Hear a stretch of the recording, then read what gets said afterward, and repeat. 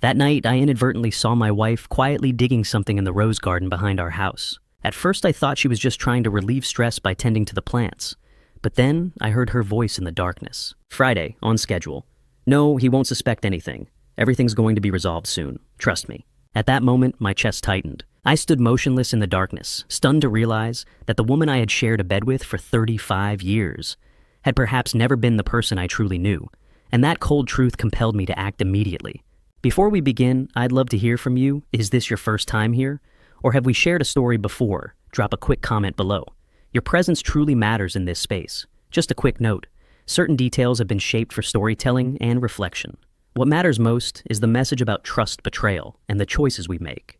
The evidence sat on my desk like a looming disaster, waiting to break forged invoices, a USB drive, and the jeweled pen I'd given my wife on our 10th anniversary. I picked up the pen, sterling silver engraved with her initials. 25 years ago, I'd saved 3 months to afford it. Nola had cried when she unwrapped it, calling it the most beautiful thing she'd ever owned. Tonight, under the harsh LED of my home office lamp, I could see where she'd used it to forge my signature. The ink matched. The pressure matched. Even the slight rightward slant I'd developed after breaking my wrist in 1998 matched. She'd studied me that carefully. The company, the family, the marriage. All of it is solid. All of it is permanent. I was wrong about a lot of things. My name is Sterling Ellsworth, and at 61 years old, I've spent 35 years building Ellsworth Construction from the ground up here in Phoenix, Arizona. Started with residential repairs and small renovations, the kind of work where you show up at dawn with a thermos and your own tools. Gradually moved into commercial projects, office complexes, retail centers, that mid-rise medical building on Camelback Road, everyone says, looks like a spaceship. I built that. Built all of it with my hands, my reputation, my word. Nola and I got married the same year I incorporated the business. She was 23, fresh out of Arizona State, with an accounting degree and a smile that made me forget I was supposed to be focused on profit margins. We had our daughter Delphina. 2 years later, she's 34. Now serves as CFO of Ellsworth Construction, brilliant with numbers, just like her mother once was. Then came Ezra, our 32-year-old son, who manages our construction projects with the same quiet determination I tried to teach him growing up. Family business. That phrase used to fill me with pride. My children working alongside me, carrying forward something I'd built from nothing. Nola, at home, managing our household with the same precision she'd once applied to balance sheets before she decided to step back from professional accounting to raise the kids. We had dinner together every Sunday, took vacations to Sedona, argued about whether to renovate the kitchen. Normal things, good things, things I thought meant we were happy. The house is quiet tonight. Nola's at her sister's place in Tucson. Or that's what she told me. I don't know anymore what's true and what's performance. The photos on my office wall show our life in careful progression. Wedding day beneath a ramada at Sunset Delphina's college graduation. Ezra's first day on a job site, wearing a hard hat 3 sizes too big. In every picture, Nola's hand rests on my shoulder or clasps my arm. The universal gesture of partnership. Solidarity. How long does it take to build something worth destroying? 35 years, apparently. That's how long it took me to construct everything she decided to dismantle. I should clarify, I'm not a bitter man by nature. I've taken losses before. Projects that went over budget, bids I didn't win, a recession in 2008 that nearly sunk us before Delphina convinced me to pivot toward municipal contracts. I learned early that in construction you adapt or you die. You don't waste time mourning the building that didn't get built. You move on to the next foundation. But this isn't about a lost contract. This is about trust measured in decades, dissolved in weeks. The USB drive contains files Nola created over the past 3 years. Ghost invoices from materials we never ordered, payments to vendors that don't exist, carefully falsified records designed to make it look like I'd been embezzling from my own company. The forgeries are good, professional. She must have practiced my signature hundreds of times to get it that precise. I imagine her sitting at the kitchen table while I slept upstairs, tracing my name over and over on scrap paper until she could reproduce it perfectly. The thought makes my chest tight. There are 14 forged documents in the stack on my desk. 14 separate instances where she imitated my handwriting to authorize fraudulent transactions. The amounts vary, $6,000 here, $12,000 there. Nothing large enough to trigger Delphina's audit alerts, but collectively enough to justify a federal investigation if someone tipped off the right authorities. Someone like Nola. I sat there in the dark earlier tonight, staring at that pen, and felt 35 years crumble into dust. Not just the marriage, though, that's gone obviously, but the certainty I'd carried about my own judgment.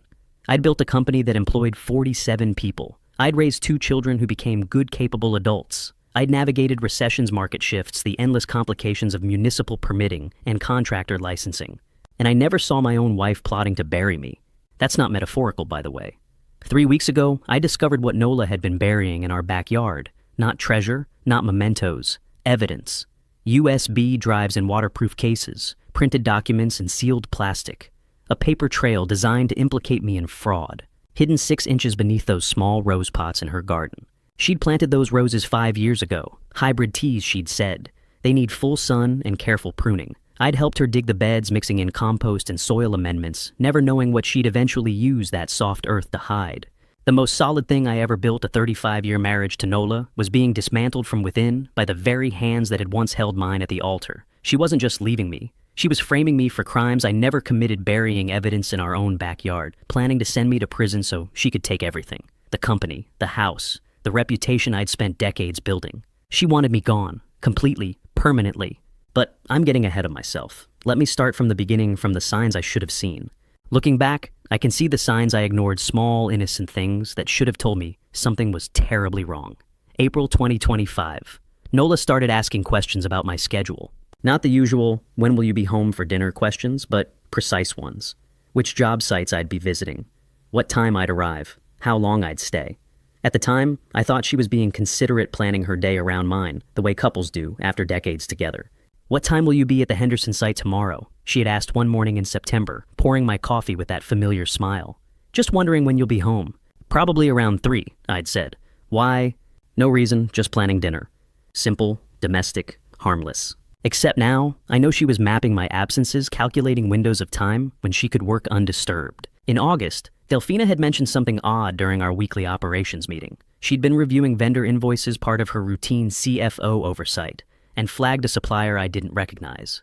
"Dad, have you seen this Desert Star Materials invoice?" she'd asked, sliding a printed statement across the conference table. "I don't remember approving this supplier." I'd glanced at it. Gravel and aggregate delivery. The signature at the bottom looked like mine, close enough that I assumed I'd signed it during one of those marathon approval sessions where you initial 40 documents without reading every line. Must have been during the Tempe project setup, I'd told her. We brought on a few new vendors that month. Delphina had frowned slightly, the way she does when numbers don't quite reconcile, but she'd nodded and moved on to the next item on the agenda. I should have paid more attention to that frown. Delphina inherited her mother's gift for patterns she sees, discrepancies the way other people see colors. But I was busy. The Tempe commercial development was running 3 weeks behind schedule. Ezra was managing the site crew, and they'd hit complications with the foundation pour. I had bigger problems than a vendor invoice I couldn't quite remember signing. Then in October, Nola asked for $5,000, said Ezra needed car repairs, something about the transmission failing on his truck. "Can we help him out?" she'd asked over breakfast, her hand resting gently on my arm. "He's embarrassed to ask you directly, you know how proud he is." Of course I'd agreed. What father wouldn't? I wrote the check that afternoon, handed it to Nola, never thought about it again. Until 3 weeks ago, when I casually mentioned it to Ezra during a site walk, asked how his truck was running. "It's fine," he'd said, genuinely confused. "Why, the transmission repair. Your mom said, Dad, I never had transmission problems. My truck's got 40,000 miles on it." That conversation happened in my office parking lot on a Tuesday afternoon. I remember the exact moment, Ezra standing there in his dusty work boots, hard hat under his arm, looking at me like I'd lost my mind. And I'd laughed it off. Said Nola must have gotten confused, maybe it was for something else. But the seed was planted. $5,000. Where did it go? You know how easy it is to ignore what you don't want to see. I was a master at it. Every inconsistency, every strange question, every moment where Nola's behavior didn't quite match the woman I thought I knew, I rationalized it all away. Stress, menopause, the normal friction of a long marriage. I told myself we were fine. We were always fine. Until the first Monday night in December. I woke around 10 o'clock to faint sounds from downstairs. Not alarming sounds, just movement. The soft scrape of the sliding glass door opening to the backyard. I assumed Nola couldn't sleep, maybe getting some air. I rolled over, closed my eyes. Then I heard the distinct clink of ceramic on stone. Our bedroom window overlooks the backyard. I got up, moved to the glass, looked down. Nola stood in the garden area near the back fence, bathed in desert moonlight, holding one of her small decorative rose pots. She was wearing dark clothes, not pajamas, but jeans and a long-sleeve shirt, practical clothes for outdoor work. She set the pot down at a very specific location, adjusted it slightly, stepped back to examine the placement from multiple angles. Then she knelt beside it with a small hand trowel. I watched her dig. Not casually, not the way someone plants flowers on a Sunday afternoon. This was precise, methodical. She measured the depth with her hand, removed something from her jacket pocket, I couldn't see what, and placed it carefully in the hole, covered it, smoothed the soil, positioned the rose pot directly over the spot. She stood, brushed dirt from her knees, checked the placement 3 more times before picking up her tools and walking back toward the house.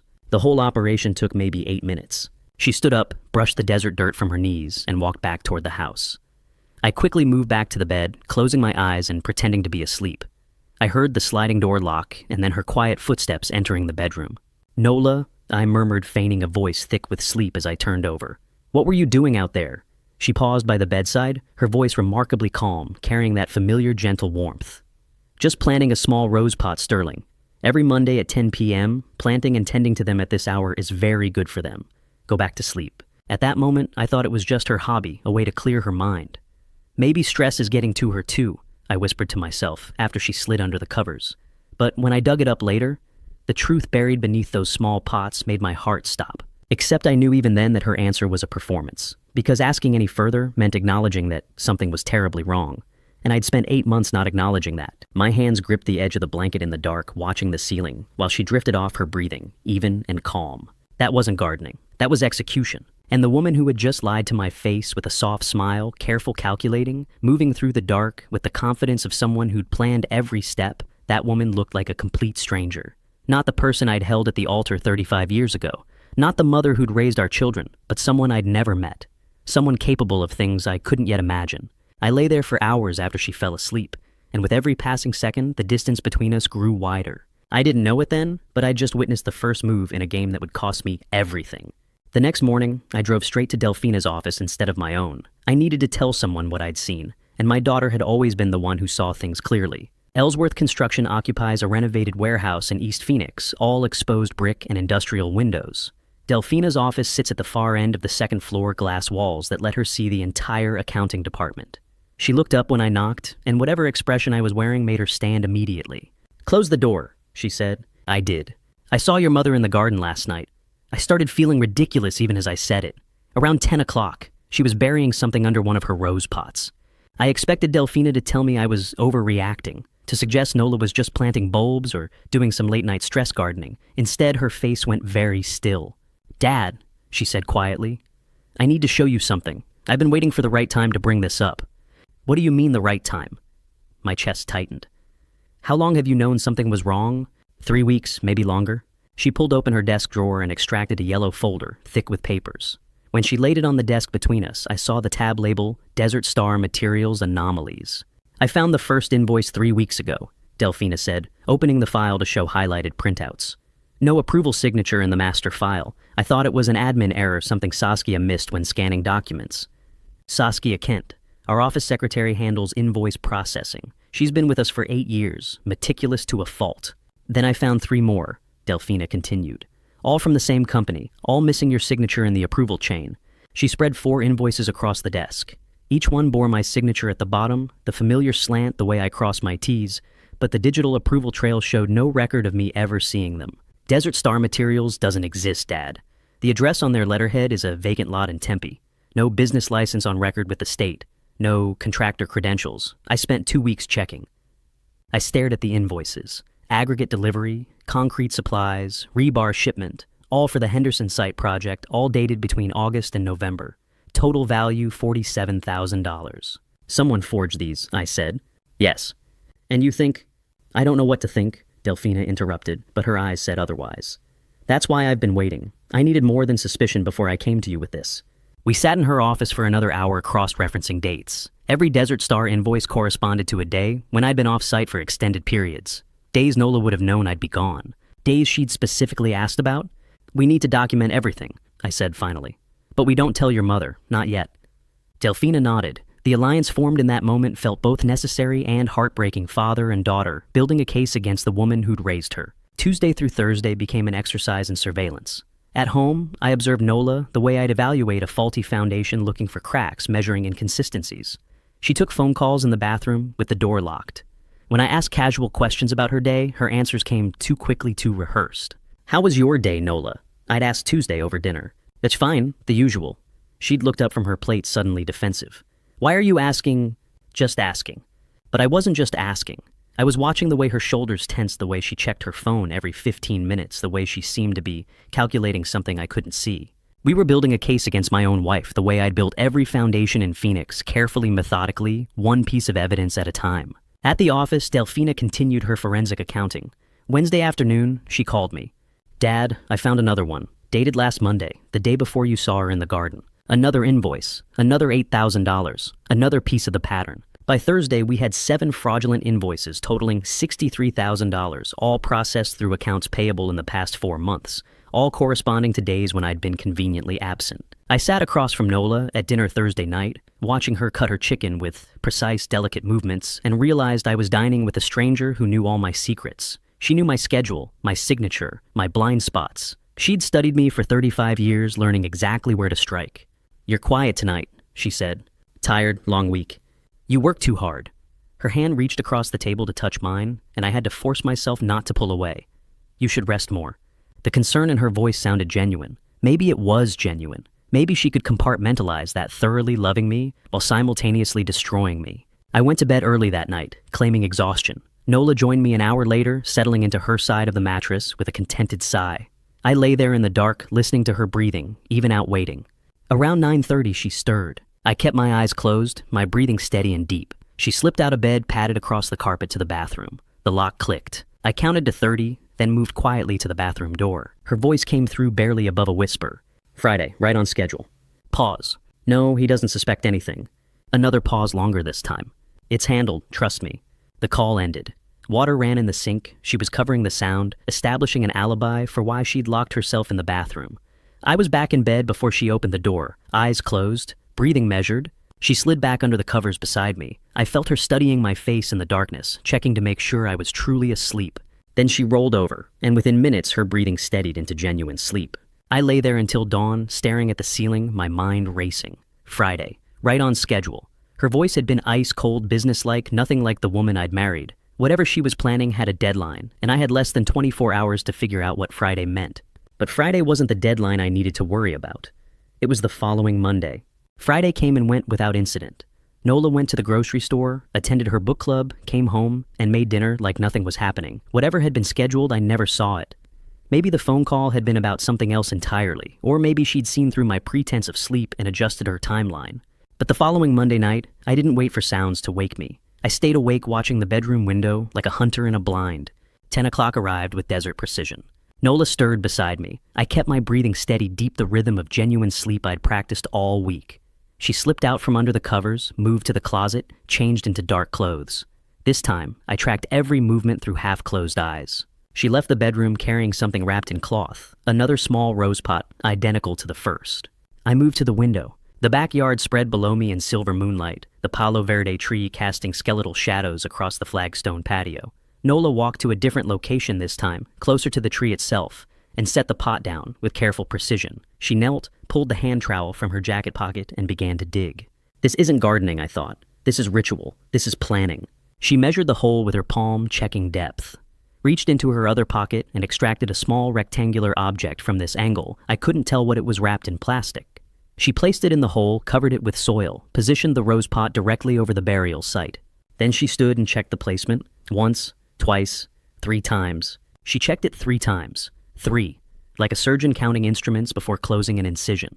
In 35 years, Nola was never this careful about anything. She was spontaneous, impulsive, the kind of woman who rearranged furniture on a whim and planted flowers wherever they looked pretty. This methodical precision belonged to someone else entirely. She walked back to the house, and I was in bed before she reached the bedroom door. Whatever she was burying it was important enough to repeat, important enough to hide. And if she was following a weekly pattern, there would be more. I waited until her breathing steadied into sleep. Then I pulled out my phone and texted Delphina. Second burial, confirmed. Same time, different location. Meeting tomorrow morning. Her response came 30 seconds later. I'll be there. But I needed one more person. Tuesday morning at 6 o'clock, I called Ezra. Dad. His voice was thick with sleep. What's wrong? I need you to come by the house early. We need to talk about Henderson. End this early, is everything okay? Just come, before your mother wakes up. Silence on the line long enough that I thought he might refuse. I'll be there in 20 minutes, he said finally. He arrived at 6:45, looking exhausted, dark circles under his eyes, like he hadn't slept properly in weeks. I met him at the door and led him to the kitchen, put coffee on, kept my voice low. "This isn't about Henderson," I said once we were seated. "I'm sorry for lying, but I need to tell you something, and I need you to stay calm." Ezra's jaw tightened. "What's going on? Your mother has been burying things in the backyard. 2 Monday nights in a row, 10 o'clock exactly under her rose pots. I don't know what she's hiding, but Delphina found fraudulent invoices at the office, and I think they're connected." I expected shock, denial. Instead, Ezra went very pale and pulled his phone from his pocket. "How long?" he asked quietly. How long has this been happening?" "The burial's 2 weeks, but the invoices go back months." Ezra scrolled through his phone, his hands unsteady. Then he turned the screen toward me. Text messages, dozens of them, all from Nola. "Mom had some heart palpitations today. Seeing Dr. Gable tomorrow. Don't tell your father he has enough stress." Mom test results came back. Nothing conclusive. More appointments scheduled. Mom shortness of breath getting worse. "Please don't worry, Dad, with this. I'll handle it." The messages went back 6 months. June, July, August, right around the time the first Desert Star invoices appeared. "Mom's been texting me about her heart problems for 6 months. Ezra said, his voice hollow. "She made me promise not to tell you. Said you had too much on your plate, that the business stress was already breaking you down, that she didn't want to add to your burden." My throat went tight. "What heart problems?" "Your mother's heart is fine. I know that now." His eyes were red-rimmed, whether from exhaustion or tears I couldn't tell. "But she sent me appointment reminders, test results. She even sent me a photo of a prescription bottle. I looked it up later. It's a real cardiac medication. I thought she was dying, Dad." The kitchen clock ticked in the silence between us. "She used me," Ezra whispered, "kept me distracted, worried, guilty. Every time I started to notice something odd at work, a missing signature, a vendor I didn't recognize, I'd get another text about chest pains or dizziness, and I'd forget everything else." I watched my son's hands shake as he scrolled through his mother's lies, and I realized she'd been destroying both of us simultaneously. While she planted evidence in the backyard, she planted fear in our son's heart. While she forged my signature, she forged a medical crisis to weaponize Ezra's love. "Dad, I hid it from you for 6 months because I thought Mom was dying." His voice broke. "I'm sorry." I reached across the table and gripped his shoulder. "This isn't your fault." But the weight of what Nola had done settled over us like concrete setting. She hadn't just betrayed her husband. She'd manipulated her own child, turned his devotion into a tool for her conspiracy, made him an unwitting accomplice through manufactured compassion. If she could do that to her own son, what else was she capable of? We were about to find out exactly how deep this went. We didn't waste time on comfort or apologies. Within 10 minutes, the three of us were sitting in my study with the door closed, mapping out exactly how we'd unearth my wife's secrets. Nola's spa appointment, Delphina said, pulling out her phone to check the calendar. "Tuesday mornings, 9:30. She's had that standing reservation for 2 years. 2 years. The realization hit me like cold water. How long had this Tuesday routine been running? And more importantly, how long had it been cover for something else entirely? "She'll be gone 3 hours minimum," Delphina continued. "That's our window. We dig up both rose pots, photograph everything, analyze whatever's inside, and put it all back exactly as it was." "I'll dig them up," I said. "You handle the analysis. Ezra, you go to work like nothing's happening." Ezra looked up from his coffee, still pale. "Dad, what if she comes back early? What if she knows?" "She won't know," Delphina said with the certainty of someone who'd been tracking patterns for weeks. "Mom's appointment is 90 minutes. Then she always has lunch at that cafe on Camelback. She's never home before 1 o'clock. The way my daughter said it, clinical detached, like she was analyzing a stranger's schedule instead of her mother's, told me how far we'd already traveled from normal family dynamics. We weren't planning a surprise party. We were planning a covert operation against the woman who'd raised us. "What do we do after?" Ezra asked. "Once we know what she buried?" "Depends on what we find," I said. "But we document everything. Photos, measurements, exact locations. We need evidence that will hold up." "Hold up where?" Ezra's voice cracked slightly. "Are we talking about police, lawyers?" I met my son's eyes. "I don't know yet, but whatever we find, we do this right." Delphina nodded. "Agreed. No confrontation until we understand the full scope. 3 hours to dismantle 35 years of marriage." At 8:45, Nola emerged from the bedroom dressed in yoga pants and a lightweight jacket, her spa bag over her shoulder. She looked relaxed, refreshed, like a woman without a care in the world. I sat at the breakfast table with the newspaper spread in front of me, not reading a single word. Ezra stood by the coffee maker, refilling his mug for the 3rd time, his hands remarkably steady considering the circumstances. "Good morning," Nola said brightly, kissing the top of my head as she passed. "You're up early, Ezra." "Couldn't sleep," he said, which was true enough. "You work too hard, just like your father." She poured herself a glass of water, hummed something tuneless while she drank it. "I'll be back around 1. Do we need anything from the store?" No, we're fine, I said, forcing my voice to sound normal. Enjoy your spa day. She smiled the same smile I'd loved for 35 years and crossed back to kiss my cheek. Love you. The words stuck in my throat, but I managed them. Love you too. I watched her walk to the front door, watched her check her reflection in the hallway mirror, watched her grab her keys from the hook, every movement familiar, domestic, ordinary. How many of those Tuesday spa appointments were actually spa appointments? How long had I been living with a stranger who wore my wife's face? The front door closed. I heard her car start in the driveway. Ezra and I sat in silence until the sound of her engine faded down the street. I need to go, Ezra said, finally setting his mug in the sink. He looked at me, his expression somewhere between grief and determination. Dad, whatever you find, I'll text you, I promised. He nodded and left through the garage. I stood at the kitchen window, watching the empty street, listening to the house settle into silence. The breakfast dishes sat on the counter. Nola's coffee mug, still half full, rested beside the sink. Normal Tuesday morning debris. At 9:40 exactly, Delphina's car pulled into the driveway. She came through the back door carrying her laptop bag and a small hard case equipment box. I recognized from her office the kind she used for secure document transport. She's gone, Delphina said. We have 3 hours. Let's move. I started toward the garage, but she caught my arm. Dad, are you sure about this? Her voice dropped lower, more vulnerable than her tactical planning had allowed earlier. Once we dig those up, we can't unknow what's inside. We can't go back to pretending everything's fine. I thought about the forged invoices, the fake heart condition texts, the midnight burials, the woman who'd kissed my cheek this morning and said she loved me while planning God knows what. We crossed that line the moment I saw her in the garden. I said, I'm sure. Hand me the gloves. She pulled a pair of gardening gloves from her bag, and I walked to the garage. The garden spade hung on the wall, where it always did next to the rake and hedge trimmers, tools I'd used for 30 years to maintain the yard Nola and I had built together. I lifted the spade, felt its familiar weight. Every marriage has secrets. I was about to excavate mine with a garden spade.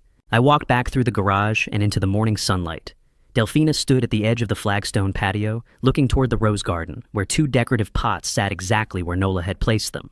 Which one first, she asked. The one closest to the fence. That was the first burial. I watched my own car pull away when Ezra left for work. I watched Nola's empty parking space. I watched my daughter pull out her phone to start documenting. Then I walked toward the roses, shovel in hand, and knelt in the dirt where my wife had knelt 2 weeks ago. 35 years of marriage driving away in a silver sedan. And here I was, about to dig up more than rose pots. What we found buried in that dirt would shatter everything I thought I knew. The shovel bit into Arizona dirt, exactly where I'd watched my wife kneel 2 weeks ago. And every scrape felt like watching 35 years of building crumble to the ground. The soil was loose from recent planting. Nola hadn't packed it down, which made the digging easier than I'd expected. I worked carefully, Delphina standing beside me with her phone out, documenting every stage. The small rose pot sat to one side, its dynamic red petals already wilting in the morning sun. But as the dirt gave way and the shovel struck metal, the absolute truth uncovered beneath those small pots left me completely paralyzed and stunned. About 15 centimeters down the shovel struck something solid with a distinct clink of metal on glass. There, I said, my voice rougher than intended. I hit something. Careful, Delphina warned. We need to preserve whatever's inside. I set the shovel aside and knelt closer, using my gloved hands to clear away dirt. The object emerged gradually, a standard beer bottle, but wrapped so thoroughly in clear waterproof plastic bags that it looked like a museum artifact being prepared for long-term storage. Multiple layers sealed with thick packing tape at both ends. And she wrapped it like she was protecting treasure. I said, brushing the last of the soil away. Delphina crouched beside me, examining it without touching. She wanted this to last, to stay intact for months, maybe years. The implications settled over us like cold fog. This wasn't evidence Nola was planning to destroy. This was evidence she was planning to preserve and eventually discover when the timing suited her narrative. Hey, let's get it inside, Delphina said. We carried it to the kitchen table, where natural morning light streamed through the windows. Delphina pulled latex gloves from her equipment case, her forensic accountant instincts kicking in, and began carefully unwrapping the outer layers of plastic. We photograph every step, she said, more to herself than to me. Document the seal integrity, the wrapping method, everything. I watched my daughter work with clinical precision, and part of me wondered when this had become her expertise, when she'd learned to treat her own mother's conspiracy like a corporate fraud investigation. The final layer of plastic came away, revealing the bottle itself. Delphina unscrewed the cap and tilted it carefully over the table. Documents slid out, first rolled tight and secured with a rubber band. Then a small Ziploc bag containing what looked like a chunk of gray concrete. Business cards scattered across the table. And finally, something wrapped in white tissue paper that clinked against the glass. Delphina spread the documents flat. I recognized the letterhead immediately. Desert Star Materials LLC, the company that didn't exist. Dad, look at this signature, she said, pointing to the bottom of an invoice. It's yours, but it's not yours. She was right. The signature read Sterling Ellsworth in my handwriting, but something about the spacing was wrong. The E in Ellsworth slanted too far right. The capital S had a flourish I'd stopped using in the 90s. This is from October, I said, checking the date. Henderson Plaza project. I never approved this supplier. None of them are real, Delphina said, spreading out 3 more invoices. Desert Star Materials, the company that doesn't exist. But these business cards, she held up a card bearing my name, Ellsworth Construction's contact information, and a logo that was almost correct but subtly wrong. The font was serif instead of sans serif, the color slightly darker. Someone could flash this at a supply yard. Delphina said, pick up materials sign with your name, and the vendor would never question it. You ever give someone a gift that comes back to destroy you? That's what love becomes when it curdles into something else.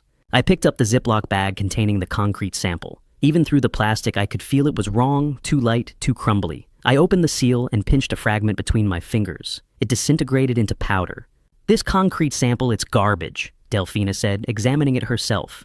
This would fail inspection in a week, maybe days. Henderson Plaza is a commercial medical building, I said slowly, the implications crystallizing.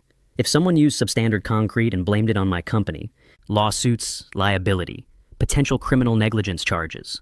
Delphina's voice was flat, emotionless. She wasn't just stealing money, Dad. She was building a case to destroy your reputation. My hands started shaking. There's one more thing, Delphina said quietly, reaching for the tissue-wrapped object at the bottom of the pile. She peeled back the tissue carefully, revealing what lay inside. A jeweled blue ballpoint pen. Sterling silver barrel sapphire cap, my initials engraved near the clip. Dad, Delphina said, her voice suddenly careful, gentle. Dad, look at this pen. Do you recognize it? I couldn't speak for a moment, just stared at the pen lying there on the kitchen table, among the forged documents and fake business cards. My voice cracked. That's the pen I gave her. I remembered the day perfectly. We'd been married 10 years, still building the business money tight. But I'd wanted to give her something special, something that said, I saw her, valued her. The salesman had shown me a dozen pens before I found the one with the sapphire cap, the one that reminded me of her eyes. She'd cried when she opened the box, told me it was the most thoughtful gift I'd ever given her, promised she'd treasure it forever. She used it to practice your signature, Delphina said, pulling up magnified photos of the forged invoices on her phone. The ink matches. Every forged invoice we found, every fraudulent signature, the ink composition, the pressure points, everything matches this pen.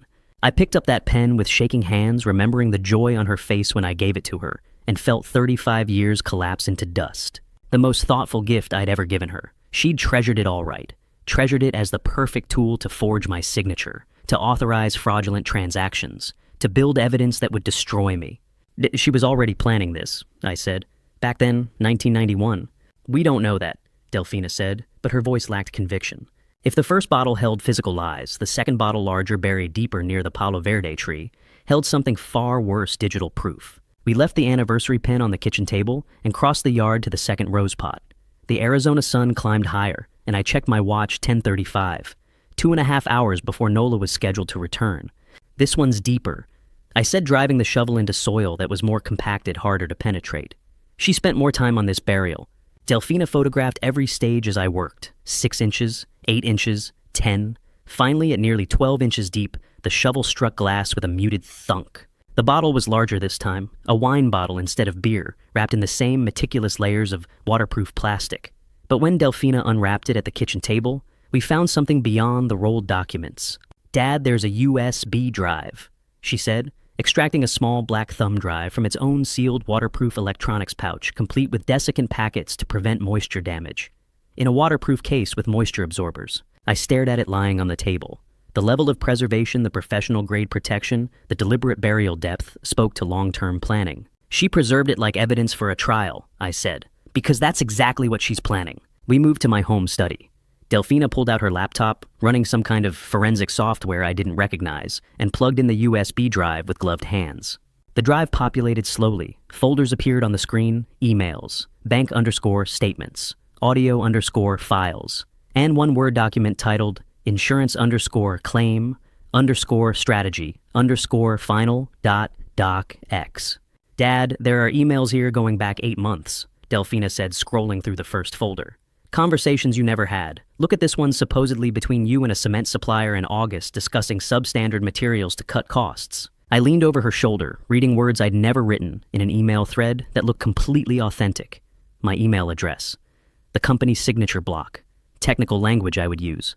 But none of it was real. Watching those fabricated emails scroll past was like reading my own autopsy report while still alive, every word a lie, every timestamp a nail in my coffin. The bank statements, Delphina said, opening another folder. These show payments from Ellsworth Construction to offshore accounts. Accounts in your name that I've never seen in any of our legitimate records. Because they don't exist, I said. She created them, or she's planning to create them. Or both. Delphina's voice had gone flat clinical. Some of these could be entirely fabricated. Some could be real accounts she opened using your information, with small deposits to establish history. My hands gripped the edge of the desk. Play one of those audio files, I said. I need to hear what she made me say. Delphina hesitated, then clicked on the first file, audio_01_conference_call.mp3. My voice filled the room, clear and unmistakable. We can reduce material costs by 15% if we cut the cement ratio and substitute cheaper aggregate.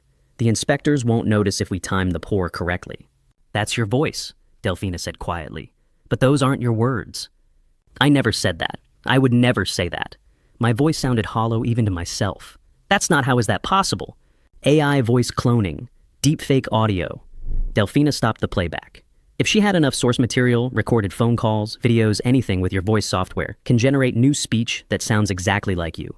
I thought about all the family videos we'd made over 35 years. Every birthday, every anniversary, every casual conversation Nola might have recorded without me noticing. We need an expert, I said. Someone who can prove this is fake.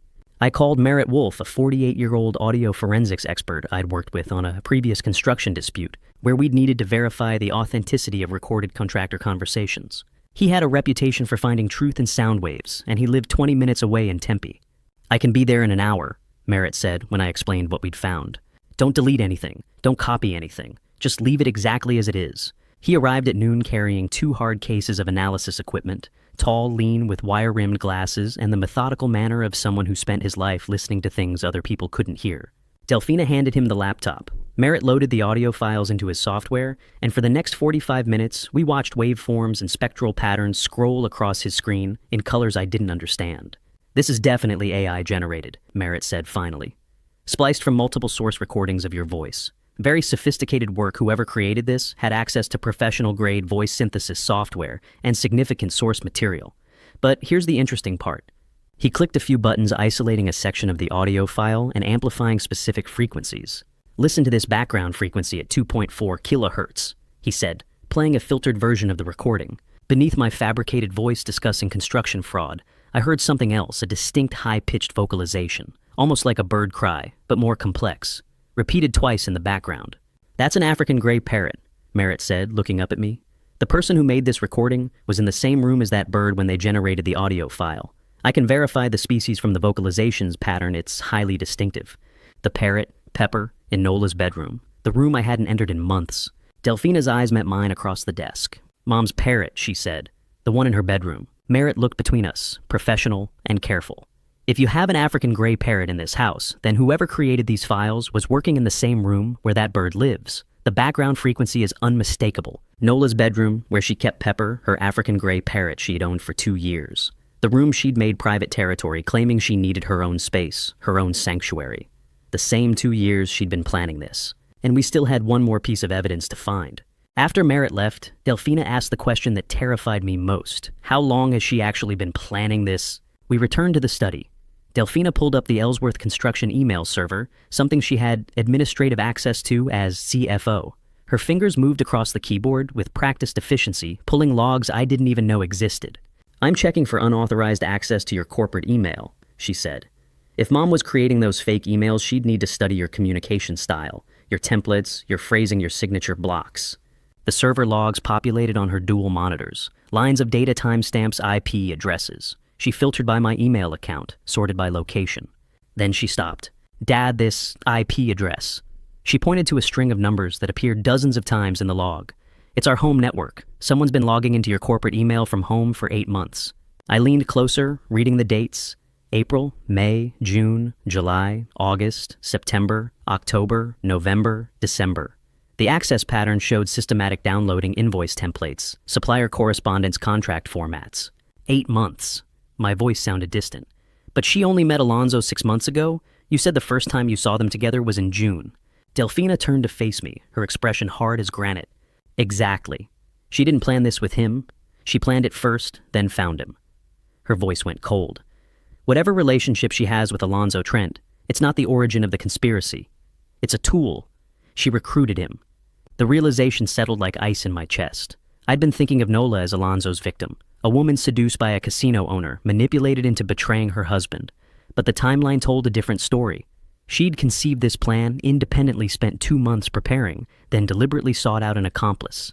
She needed someone who could create offshore accounts, Delfina continued. Someone with connections to move money. Alonzo Trent owns Desert Star Casino. He has exactly those resources. How do you live with someone for 35 years and never know they're capable of something like this? I checked my watch 12:50. Nola would be back by 1 o'clock. We had 10 minutes, maybe 15 if she stopped for groceries.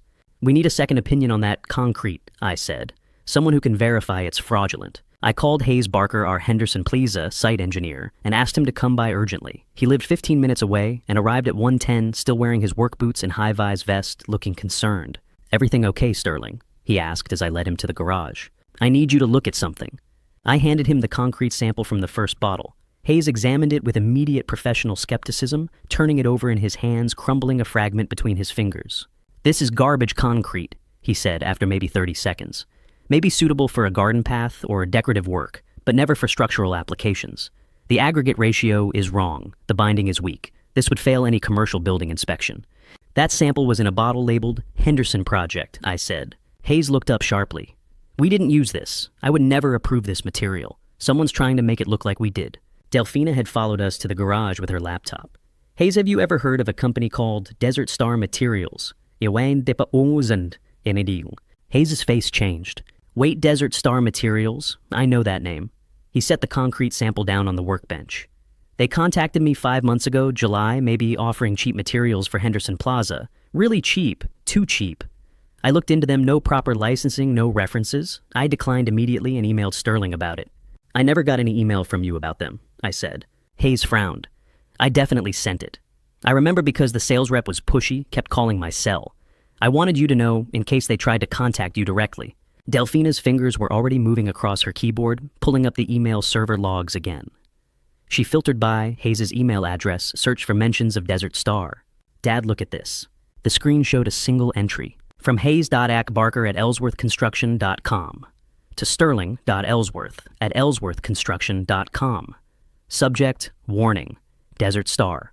Material suspicious contact. Date, July 18th, 2025, 3:03 p.m. Deleted, IP192.168.1.47. Home network. Hayes' email arrived in your inbox, Delfina said quietly. Then it was deleted 16 minutes later, from home. I stared at the timestamp, 3 o'clock on a Tuesday afternoon in July. I would have been at the Tempe site that day gone until at least 6. Nola would have been home alone, sitting at our kitchen table, monitoring my email, watching for threats to her plan, erasing evidence in real time. Someone intercepted it, Hayes said, reading over my shoulder. Someone with access to your email was sanitizing your communications. I thought about all the times I'd casually mention my schedule at dinner, all the passwords I'd written in our shared household notebook, every small trust that becomes a weapon in the wrong hands. How many other emails did I never see? I asked. Delfina ran another search filtering for deletions from the home IP address over the past 8 months. 23 emails, 23 separate communications deleted from my inbox before I ever read them. Warnings from vendors, questions from site managers, a message from our insurance company requesting verification of a claim I'd never filed. All erased, all sanitized, all vanished into the same digital void that had swallowed Hayes' warning. She's been monitoring everything, Delfina said. Every email, every communication, every potential threat to her plan. She's been controlling your information flow for months. We had 15 minutes before Nola was due home, and there was one room left to search the bedroom she'd made her private sanctuary 2 years ago. Hayes left through the front door promising discretion. Delfina and I stood in the hallway outside Nola's room. The door was closed as it always was. A brass sign hung at eye level, "Please respect my privacy." "When was the last time you were in here, Dad?" Delfina asked. 2 years. She said she needed her own space after... I tried to remember the excuse.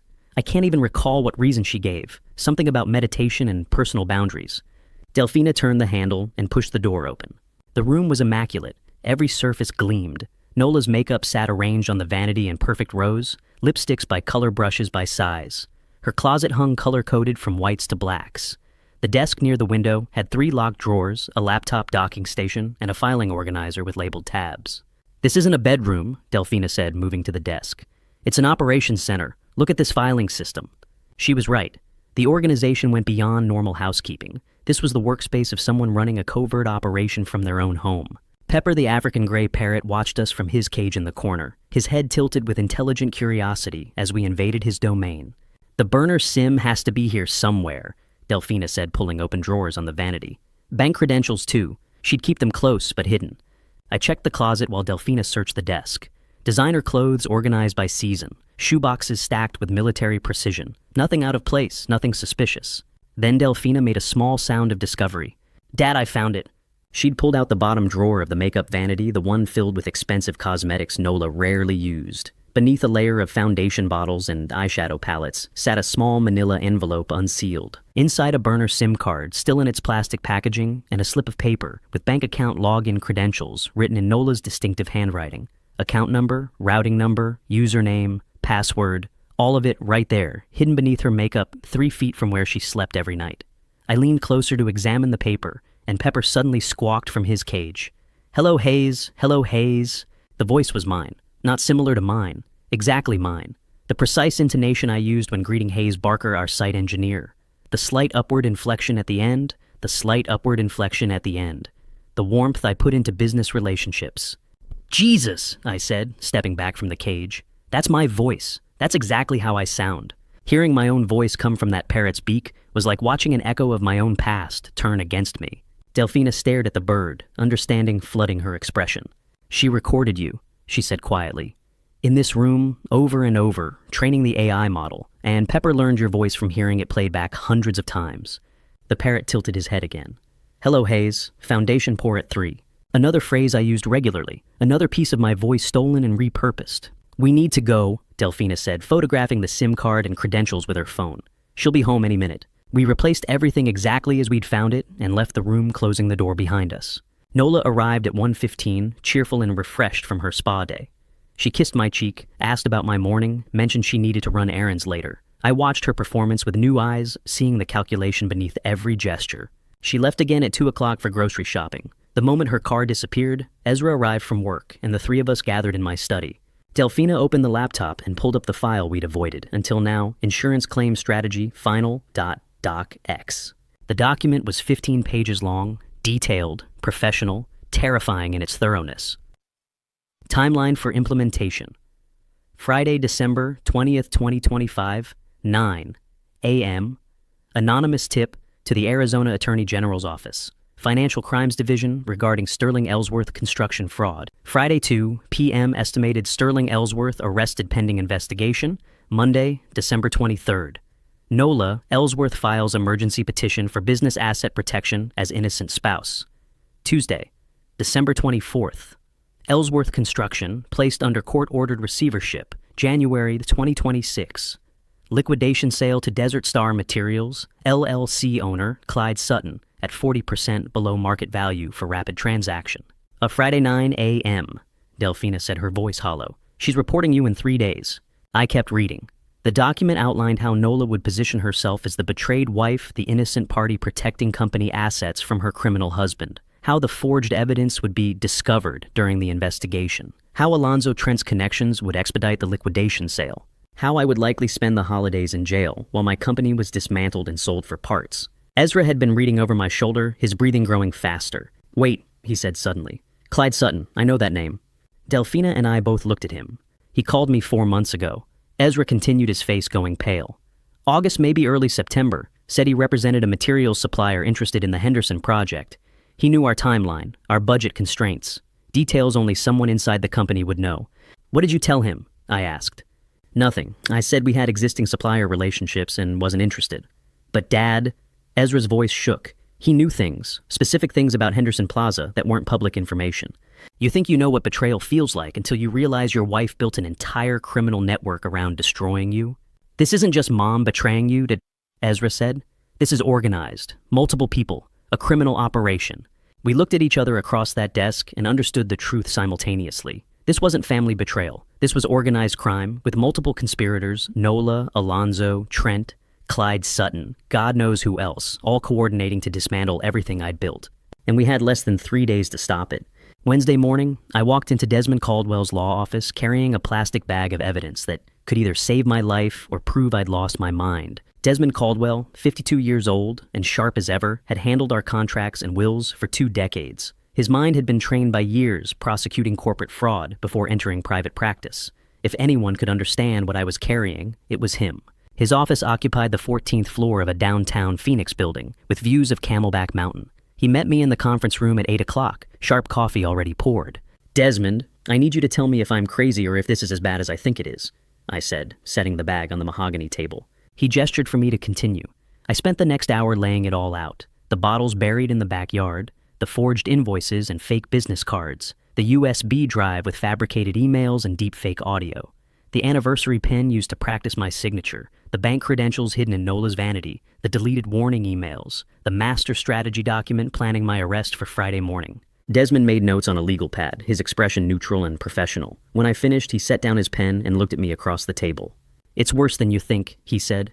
"But you're not crazy. This is prosecutable fraud, conspiracy, possibly wire fraud if she used electronic communications to facilitate it. You have enough evidence here to pursue both criminal and civil charges." The relief lasted maybe 3 seconds before he continued. "But we're not going to sue her. We're going to trap her." I leaned forward. "What do you mean?" "Tell me about the money," Desmond said. "According to this strategy document, she owes someone. How much?"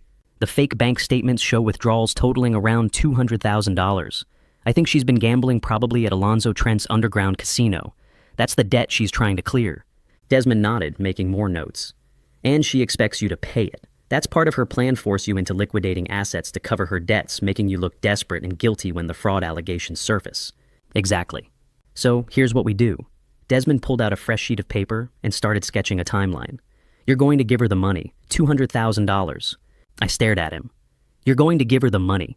"No, you're going to put it in escrow under my control, a special account that requires dual authorization for any transfer. When Nola tells Alonzo the money is available, and when he attempts to accept the transfer, federal financial monitoring systems will flag it." "Why?" Desmond smiled, the expression of a former prosecutor who just found his definitive proof. "Because Alonzo Trent is already under federal investigation. The FBI has been watching his casino operation for over a year. Any large financial transaction involving him gets automatically reported to FinCEN, the Financial Crimes Enforcement Network. When he tries to accept $200,000 from you, it triggers alerts. The FBI gets notification, and suddenly they have evidence of ongoing criminal enterprise." Desmond was building a legal mousetrap, and my wife was about to walk right into it, baited with her own greed. "So the money I'm supposedly paying her debt with becomes the evidence that destroys them both," I said, understanding crystallizing. "Precisely. You never lose control of the funds. They sit in escrow monitored by federal systems, and the moment Alonzo reaches for them, the trap springs. Nola thinks she's clearing her debt. She's actually triggering her own downfall." I sat back in the leather chair, processing the elegant brutality of it. "How soon can you set this up?" I asked. "This afternoon. I'll have the escrow account active by 5 o'clock. My phone buzzed. A text from Delphina at Hampton Investigations. "You need to hear this." I'd sent Delphina to meet with Virgil Hampton, a private investigator I'd used once before for a contractor dispute. If Alonzo was under federal investigation, Virgil would know he had contacts throughout Phoenix law enforcement. "I need to make a call," I told Desmond. Delphina answered on the first ring. "Dad put me on speaker. Desmond needs to hear this too." I switched to speaker mode. "Go ahead." "I'm with Virgil Hampton at his office in Tempe." Delphina's voice came through clear and urgent. "Virgil, tell my father what you just told me." A gravelly voice joined the call. Virgil Hampton, a 56-year-old private investigator with a reputation for discretion and thoroughness. "Mr. Ellsworth, I've been photographing Alonzo Trent for 3 months on behalf of another client investigating casino fraud," Virgil said. "Your wife appears in about 40% of my surveillance photos. Hotels, restaurants, the underground casino, location on East McDowell, meetings at what appears to be a shell company office registered to Desert Star Materials." "Yet the FBI knows about him," Delphina asked, though I could tell from her tone she'd already gotten the answer. "They've been watching him for over a year," Virgil confirmed. Your mother picked the worst possible partner for this scheme. Alonzo Trent is a known federal target. His operation is compromised. It's just a matter of timing before they move in. The FBI, federal investigation, casino fraud. Nola had bet everything on a man who was already losing. Desmond leaned toward the speaker. Virgil, this is Desmond Caldwell Sterling's attorney. How confident are you that the feds are close to moving? Very, Virgil said. My law enforcement contacts say warrants are being prepared. Could be days, could be weeks. But it's coming. Then we need to move faster, Desmond said. Sterling the escrow trap is our best play. We trigger it tomorrow, force Alonzo's hand before the FBI schedule. Delphina spoke again, her voice tight. Virgil just showed me photos from last week. Mom meeting Alonzo at a hotel in Scottsdale. They weren't being careful. They thought they were safe. Virgil's voice came back on. Your mother owes money to a man the feds have been watching for months. This story ends soon one way or another. The only question is who gets dragged down with him when it does. Delphina called me immediately after the call ended. We had 2 days to make sure the answer wasn't us. But first, we needed one more piece of the puzzle. The missing piece was something we already had. We just needed to document it properly. Wednesday morning, Ezra walked into Ellsworth Construction like any other day, knowing every word he spoke could either save or destroy his father. He sat at his project management desk, pulled up the Henderson Plaza schedules, and forced himself to focus on normal work. Around 10 o'clock, his phone buzzed, a text from Nola. Does your dad seem different to you? He's been quiet lately. Ezra's heart hammered against his ribs. He stared at the screen, aware that every word of his response would be analyzed. He typed carefully. Dad's fine, just tired. Big project stress. Nothing unusual, Mom. He watched the 3 dots appear. Nola was typing. The dots disappeared. Appeared again. Disappeared. Finally, okay, just checking on him. Ezra exhaled slowly and set the phone face down on his desk. His hands were shaking. At 12:30, Saskia Kent appeared at Ezra's desk. Ezra, can we talk privately? She asked, her voice quiet. Small conference room. Saskia Kent, our 42-year-old executive secretary, had worked the front desk for 8 years and noticed everything, including patterns nobody else saw. She was efficient, professional, and usually kept to herself. Ezra followed her to the small conference room at the end of the hall. She closed the door and turned to face him, her expression troubled. I need to tell you something about your mother, Saskia said. I should have said something earlier, but I didn't want to overstep. It seemed like family business. What is it? Ezra asked. She's been in your father's office, Saskia said. At least 6 times over the past 3 months, maybe more. Always when Sterling was at construction sites. Always carrying that big handbag. She uses the brown leather one, much larger than her usual purse. Ezra's pulse quickened. When was the last time? 2 weeks ago, Wednesday afternoon. Sterling was at the Tempe site all day. Saskia's voice dropped lower. I saw her leave with a stack of what looked like blank invoice forms, the ones with the company letterhead and logo. She had them tucked into her handbag. Why didn't you tell anyone? Because she's your mother. She's Sterling's wife. I assumed she had permission to be in there, that maybe she was helping with paperwork or organizing files. Saskia looked genuinely distressed.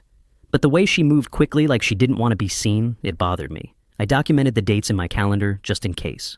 Ezra pulled out his phone. Saskia, would you be willing to put that in writing, an official statement? She nodded. If it helps Sterling, yes, absolutely. Ezra texted me immediately. Saskia Kent witnessed Mom taking blank invoices 2 weeks ago. 6 office visits total. She'll document everything. The final piece of independent corroboration. A witness who had no reason to lie. No stake in family drama, just professional observation of suspicious behavior. That afternoon at 3 o'clock, Delphina, Ezra, and I gathered in my home study for a video call with Desmond Caldwell. The attorney's face appeared on the laptop screen, his office background sharp and professional. We have everything we need.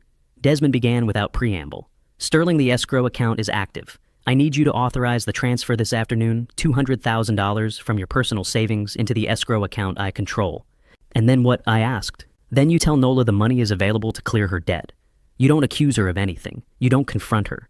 You simply say you've set aside funds to handle some financial obligations, and you've placed them in escrow for security purposes. She'll know what that means, Delphina said. Exactly, Desmond confirmed. She'll interpret it as you paying her gambling debt to Alonzo without directly acknowledging what you know. She'll contact Alonzo. Alonzo will attempt to authorize the transfer from escrow to his accounts. And that's when the FBI gets involved, I said. And that's when the federal financial monitoring systems flag the transaction. Alonzo Trent is already on multiple watch lists. Any large transfer involving him generates automatic reports to FinCEN and the FBI. They'll have evidence of ongoing criminal enterprise. Your money becomes the core evidence they've been waiting for. Before I reveal the complete strategy that turned this nightmare around, are you still with me? Comment A if you think this trap will work, or B if you think something will go wrong, and tell me why in one sentence. The money we're using to trap her, is it safe? I asked. Can she actually access it? Not a cent, Desmond said firmly. It stays in escrow until law enforcement freezes it as evidence. She gets nothing. You lose nothing except the temporary placement of funds that will be returned to you once the case concludes. Meanwhile, Desmond continued, Virgil Hampton's surveillance photographs provide grounds for immediate divorce filing. We'll submit those Friday afternoon citing adultery and fraud. The divorce petition will include asset protection orders preventing Nola from liquidating or transferring any community property. But Friday morning, when Nola thinks she's destroying you, she'll actually be walking into federal custody, Desmond said. The Arizona Economic Crimes Department will receive her anonymous tip about construction fraud at 9 a.m., exactly as her plan outlined. But by then, the FBI will have already flagged her and Alonzo's financial activities. When local authorities start investigating, they'll discover federal agents are already involved. Nola's fraud report becomes evidence of her own conspiracy. We weren't building a defense anymore.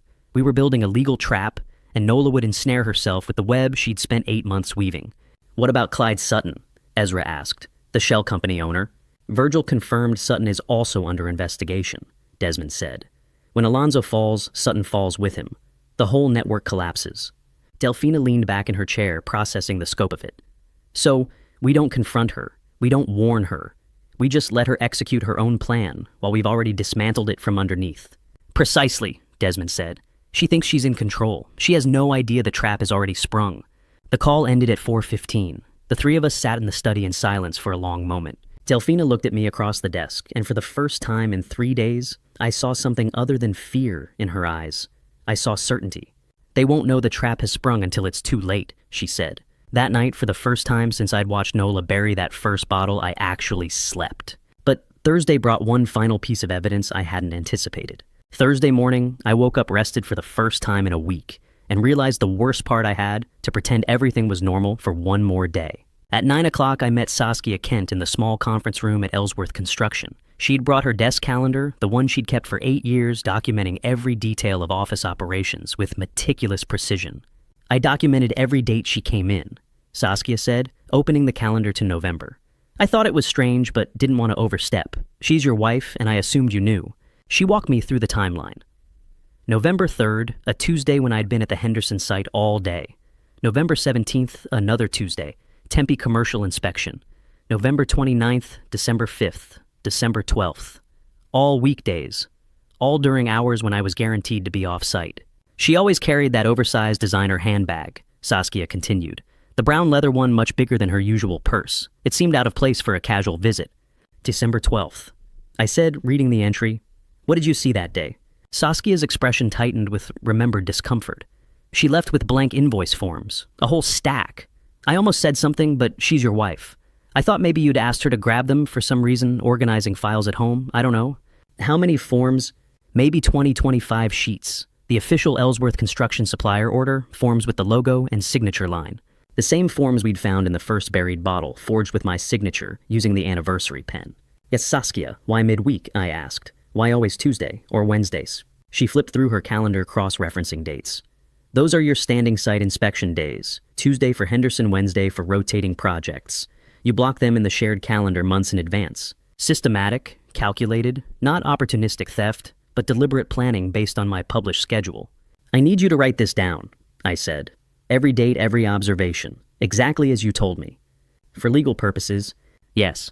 Saskia nodded and pulled out a clean sheet of paper. Her testimony would be the independent corroboration that transformed our family's word against Nola's into documented pattern evidence witnessed by an unbiased third party. I left the office at 4:30 and drove home, knowing I had one more performance to deliver. Thursday evening at 7 o'clock, I sat across from Nola at our dining table. Roasted chicken vegetables, a bottle of wine she'd opened to breathe. The table was set with our good plates, cloth napkins, candles. "How's the Henderson project coming?" Nola asked, cutting into her chicken with precise, delicate movements. "You've seemed stressed about it lately." "It's fine," I said, forcing my voice to sound normal. "Just the usual complications." "Well, you work too hard, always have." She smiled that familiar warm expression I'd seen across this table for 35 years. "Next week, let's go to our old spot downtown. The Italian place where we celebrated our 10th anniversary. Remember? The night you gave me the beautiful pen.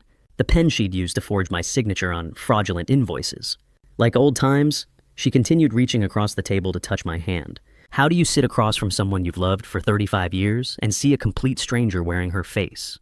Yeah, we'll see, I said. She talked about a recipe she'd seen online, reminded me about a movie she wanted to watch, on Saturday mentioned that Delfina seemed tired lately, and maybe we should invite her over for Sunday dinner. Normal conversation, comfortable domestic planning, the performance of a marriage that had ended months or years ago, though I'd only just learned it. I watched her perform this role, the interested wife, the caring mother, the partner making plans for next week, and wondered when it started. When did the authentic Nola end and this calculated version begin? 2 years ago, when she claimed the separate bedroom. 5 years ago, when she started asking about my schedule with unusual precision. 10 years ago, before I'd even noticed something was wrong. The worst part wasn't the betrayal. It was realizing I couldn't pinpoint when she'd stopped being real. "You're quiet tonight," Nola said, refilling her wine glass. "Just thinking about work." "Always thinking about work," she laughed light and affectionate. "That's my Sterling." Her Sterling. As if she had any claim to know who I was, as if we were still connected by something other than legal documents and shared property. After dinner, Nola cleared the dishes while I helped dry the plates, a domestic ritual we'd performed thousands of times. She hummed softly as she washed, and I recognized the melody, a song from our wedding reception, one we'd danced to while our parents watched and our friends clapped. She hummed our wedding song while washing dishes, and I felt nothing but cold calculation, wondering if she'd practiced that touch too. "I'm exhausted," Nola said, drying her hands on the dish towel. "Going to turn in early. Big day tomorrow, spa appointment and errands." No mention of the 9 a.m. anonymous tip she planned to file. No hint of the fraud report that would supposedly destroy me. Just spa appointments and errands, the mundane cover story for my planned destruction. "Sleep well," I said. "Love you." The words came automatically, 35 years of habit, speaking without thought. She kissed my cheek quick, casual the gesture of long familiarity, and headed toward her bedroom. I stood at the kitchen sink, dish towel in hand, watching her bedroom door close. Tomorrow morning at 9 o'clock, she would sit at her computer and send those files to the Arizona Economic Crimes Department. Tomorrow morning at 9 o'clock, she thought she'd destroy me, report me for fraud, trigger my arrest position herself, as the innocent spouse protecting company assets. She had no idea that Desmond had already set the trap, that the FBI was already watching Alonzo, that Virgil had months of surveillance photographs, that Saskia had documented her office infiltrations, that every move she'd planned had been anticipated and countered. I almost pitied her. She'd spent 8 months building this conspiracy, recruiting accomplices, forging documents, creating deepfake audio, planting evidence in the backyard. 8 months of meticulous planning, all of it about to collapse in a single morning because she'd allied herself with a man already marked for federal prosecution. After Nola went to bed Thursday night, Delfina and I stayed up running one final check through the system logs and found the piece of evidence that changed everything. 11 o'clock. The house was quiet except for the hum of multiple monitors in my study displaying cascading lines of data. Delfina had been running comprehensive email system logs for the past hour, going back a full year, instead of just the 8 months we'd initially examined. "Dad, look at this," she said, her voice tight.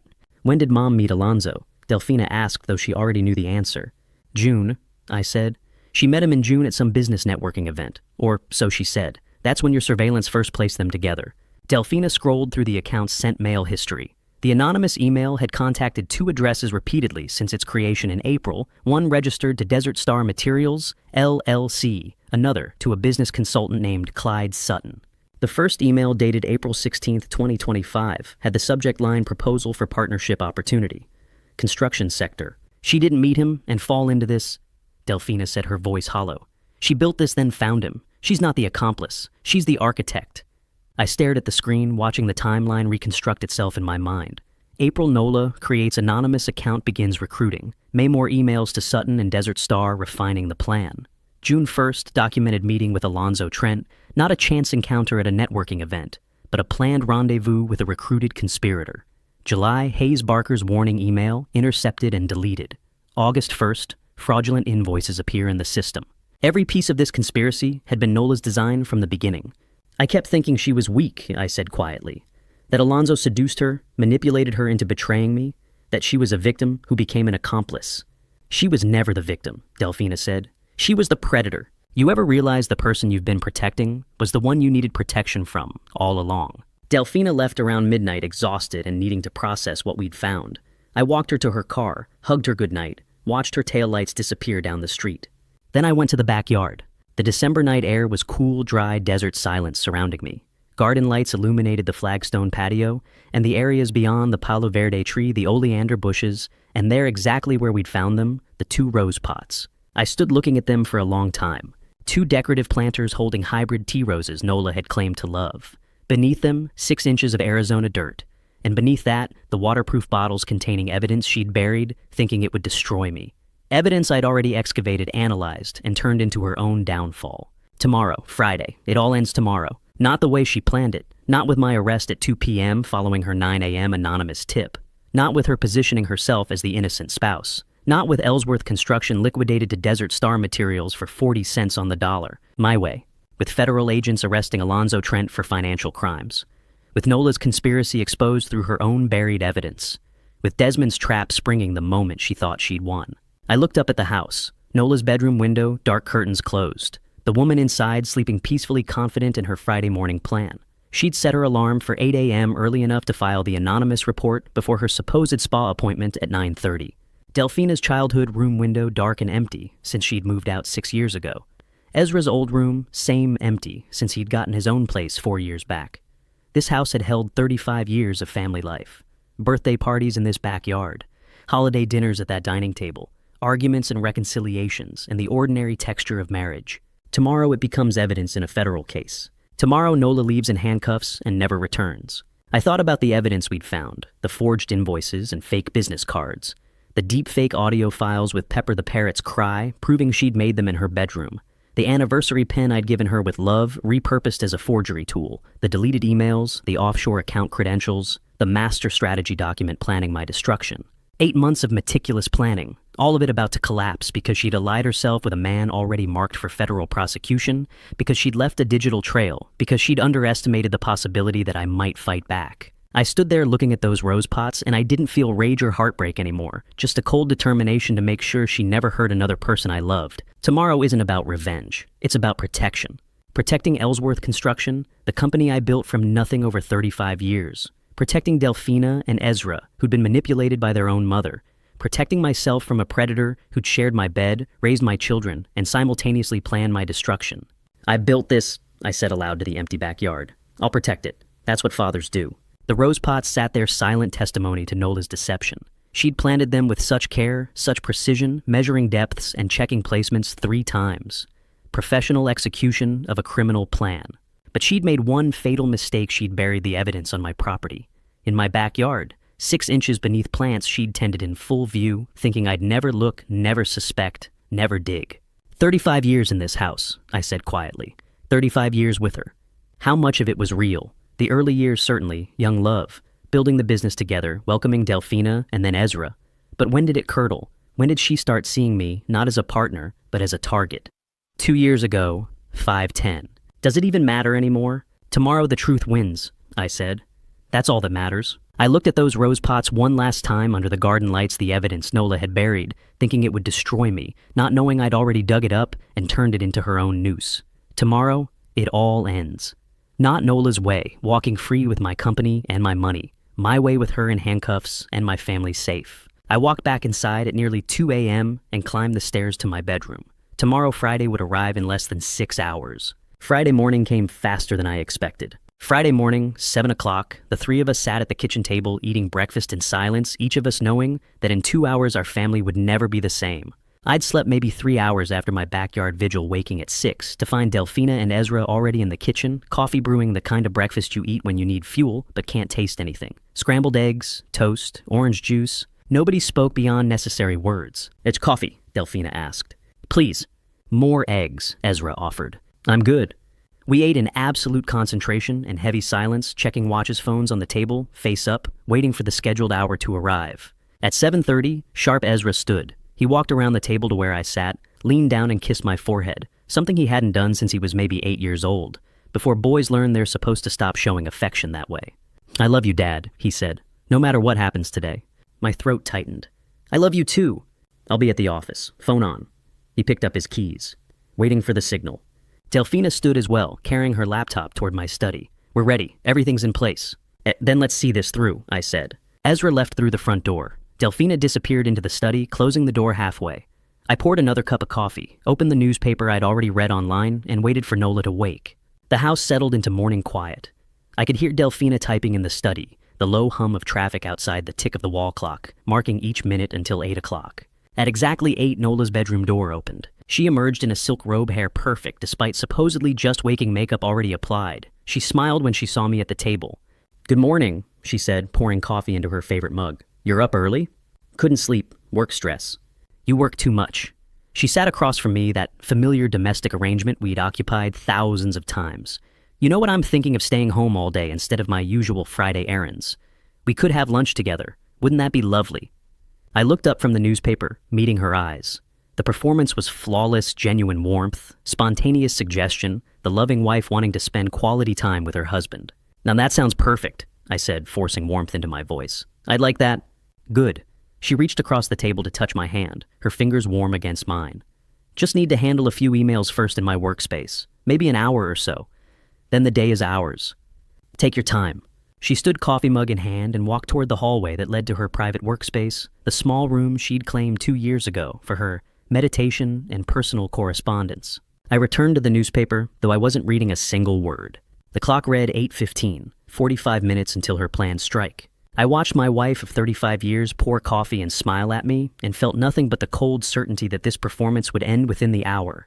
At 8:30, I set down the newspaper and moved quietly through the house. Delphina sat in the study dual monitors, displaying financial systems and email logs, everything ready for immediate documentation. She glanced up as I passed, gave a single nod. I continued down the hallway. Nola's workspace door was closed but not latched. Through the narrow crack, I could see her seated at her desk, a laptop I didn't recognize, sleeker than our home computer, unfamiliar, clearly kept somewhere I'd never thought to look. I positioned myself against the wall where I could watch without being seen. 8:35.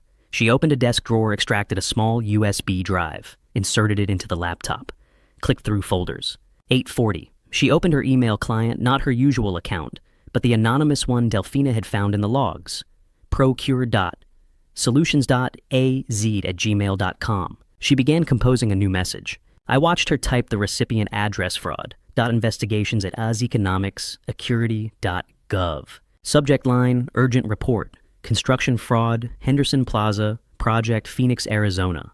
8:43. She attached files from the USB drive. I couldn't see the file names, but I knew what they were. The forged invoices, the fake bank statements, the fabricated audio files, all the manufactured evidence she'd spent 8 months creating. She typed rapidly in the message body. I caught fragments through the crack. Systematic fraud, substandard materials, false invoicing, Sterling Ellsworth owner, evidence attached. 8:45. Her hand moved to the mouse. The cursor hovered over the send button at the bottom of the screen. She paused, reread the email, adjusted a sentence, checked the attachments again. "This has to look perfect," she muttered to herself. "One last check." My phone vibrated silently in my pocket. I pulled it out carefully, glanced at the screen. "Ezra, Dad, you ready?" I switched to the group text thread. Delphina had already responded. "Everything documented. Waiting for your signal." Through the crack, I watched Nola's cursor move back to the send button. Her finger, the mouse, the send button. 2 clicks away from her own destruction. She took a breath, straightened her shoulders, moved the cursor to send. I typed a single word to Ezra and Delphina now. Nola's finger hovered over the send button, her eyes scanning the accusation email one final time before she transmitted it to the Arizona Attorney General's Office Financial Crimes Division. My phone buzzed silently in my pocket. Ezra's confirmation that he'd received my signal, that everything was coordinated. I pushed the door open and walked into Nola's workspace, gripping the TV remote tightly, and watched 35 years of lies crumble in real time. Nola's head snapped up from her laptop finger, still hovering over the mouse. The fraud report email sat on screen, ready to send, my name prominently featured in the subject line. "What are you doing?" she asked, her voice tight. "Sterling, I'm in the middle of something." I pressed a button on the remote. The large television screen in the living room, visible through her workspace doorway, flickered to life, mirrored from Delphina's laptop in the study. Surveillance footage filled the screen. Nola and Alonzo Trent entering a Phoenix hotel on a Tuesday afternoon in October. Timestamp visible in the corner. Both of them walking close, his hand on the small of her back. Virgil Hampton's watermark at the bottom of the frame. The video cut to a second clip. The same 2 people at an upscale restaurant leaning across a table in intimate conversation. September. Third clip. Nola entering the Desert Star Materials LLC office building in Tempe, meeting Alonzo inside the lobby. August. Nola's face drained of color as she watched herself on the screen. What are you doing? Her voice shook now. Turn that off. No, I said calmly. I think you should see this. We all should. That's not what it looks like. I can explain. Then explain. I gestured to the screen where a fourth clip showed her leaving the same building 2 hours later, carrying a large envelope. Start with August 19th. What were you doing at Desert Star Materials as Ibarsi? She stood pushing back from her desk. Sterling, please. This is a misunderstanding. Open your email, Nola, the one you were just preparing to send. Her eyes flickered to the laptop screen, then back to me. I don't know what you're talking about. I walked to her desk and placed the first piece of evidence on the surface in front of her, the jeweled blue ballpoint pen from our 10th anniversary, sterling silver, sapphire cap, the pen she'd used to practice forging my signature. Recognize this, I asked. She stared at it saying nothing. I placed the second item, the burner SIM card from her makeup vanity still in its plastic packaging with the slip of paper showing bank account login credentials. How about this? Third item, Saskia Kent's written statement, 3 pages, documenting 6 office visits with specific dates and times. Fourth, Merritt Wolf's audio forensics report, highlighting the African gray parrot vocalization in the deepfake recordings. Fifth, a printout of the anonymous email account creationprocure.solutions.az@gmail.com, dated April 14th, 2025. 2 months before, she'd supposedly met Alonzo Trent at that networking event. Each piece of evidence I placed on her desk was another layer of truth completely uncovering the scheme she'd built. Sterling, please, Nola said, her voice breaking.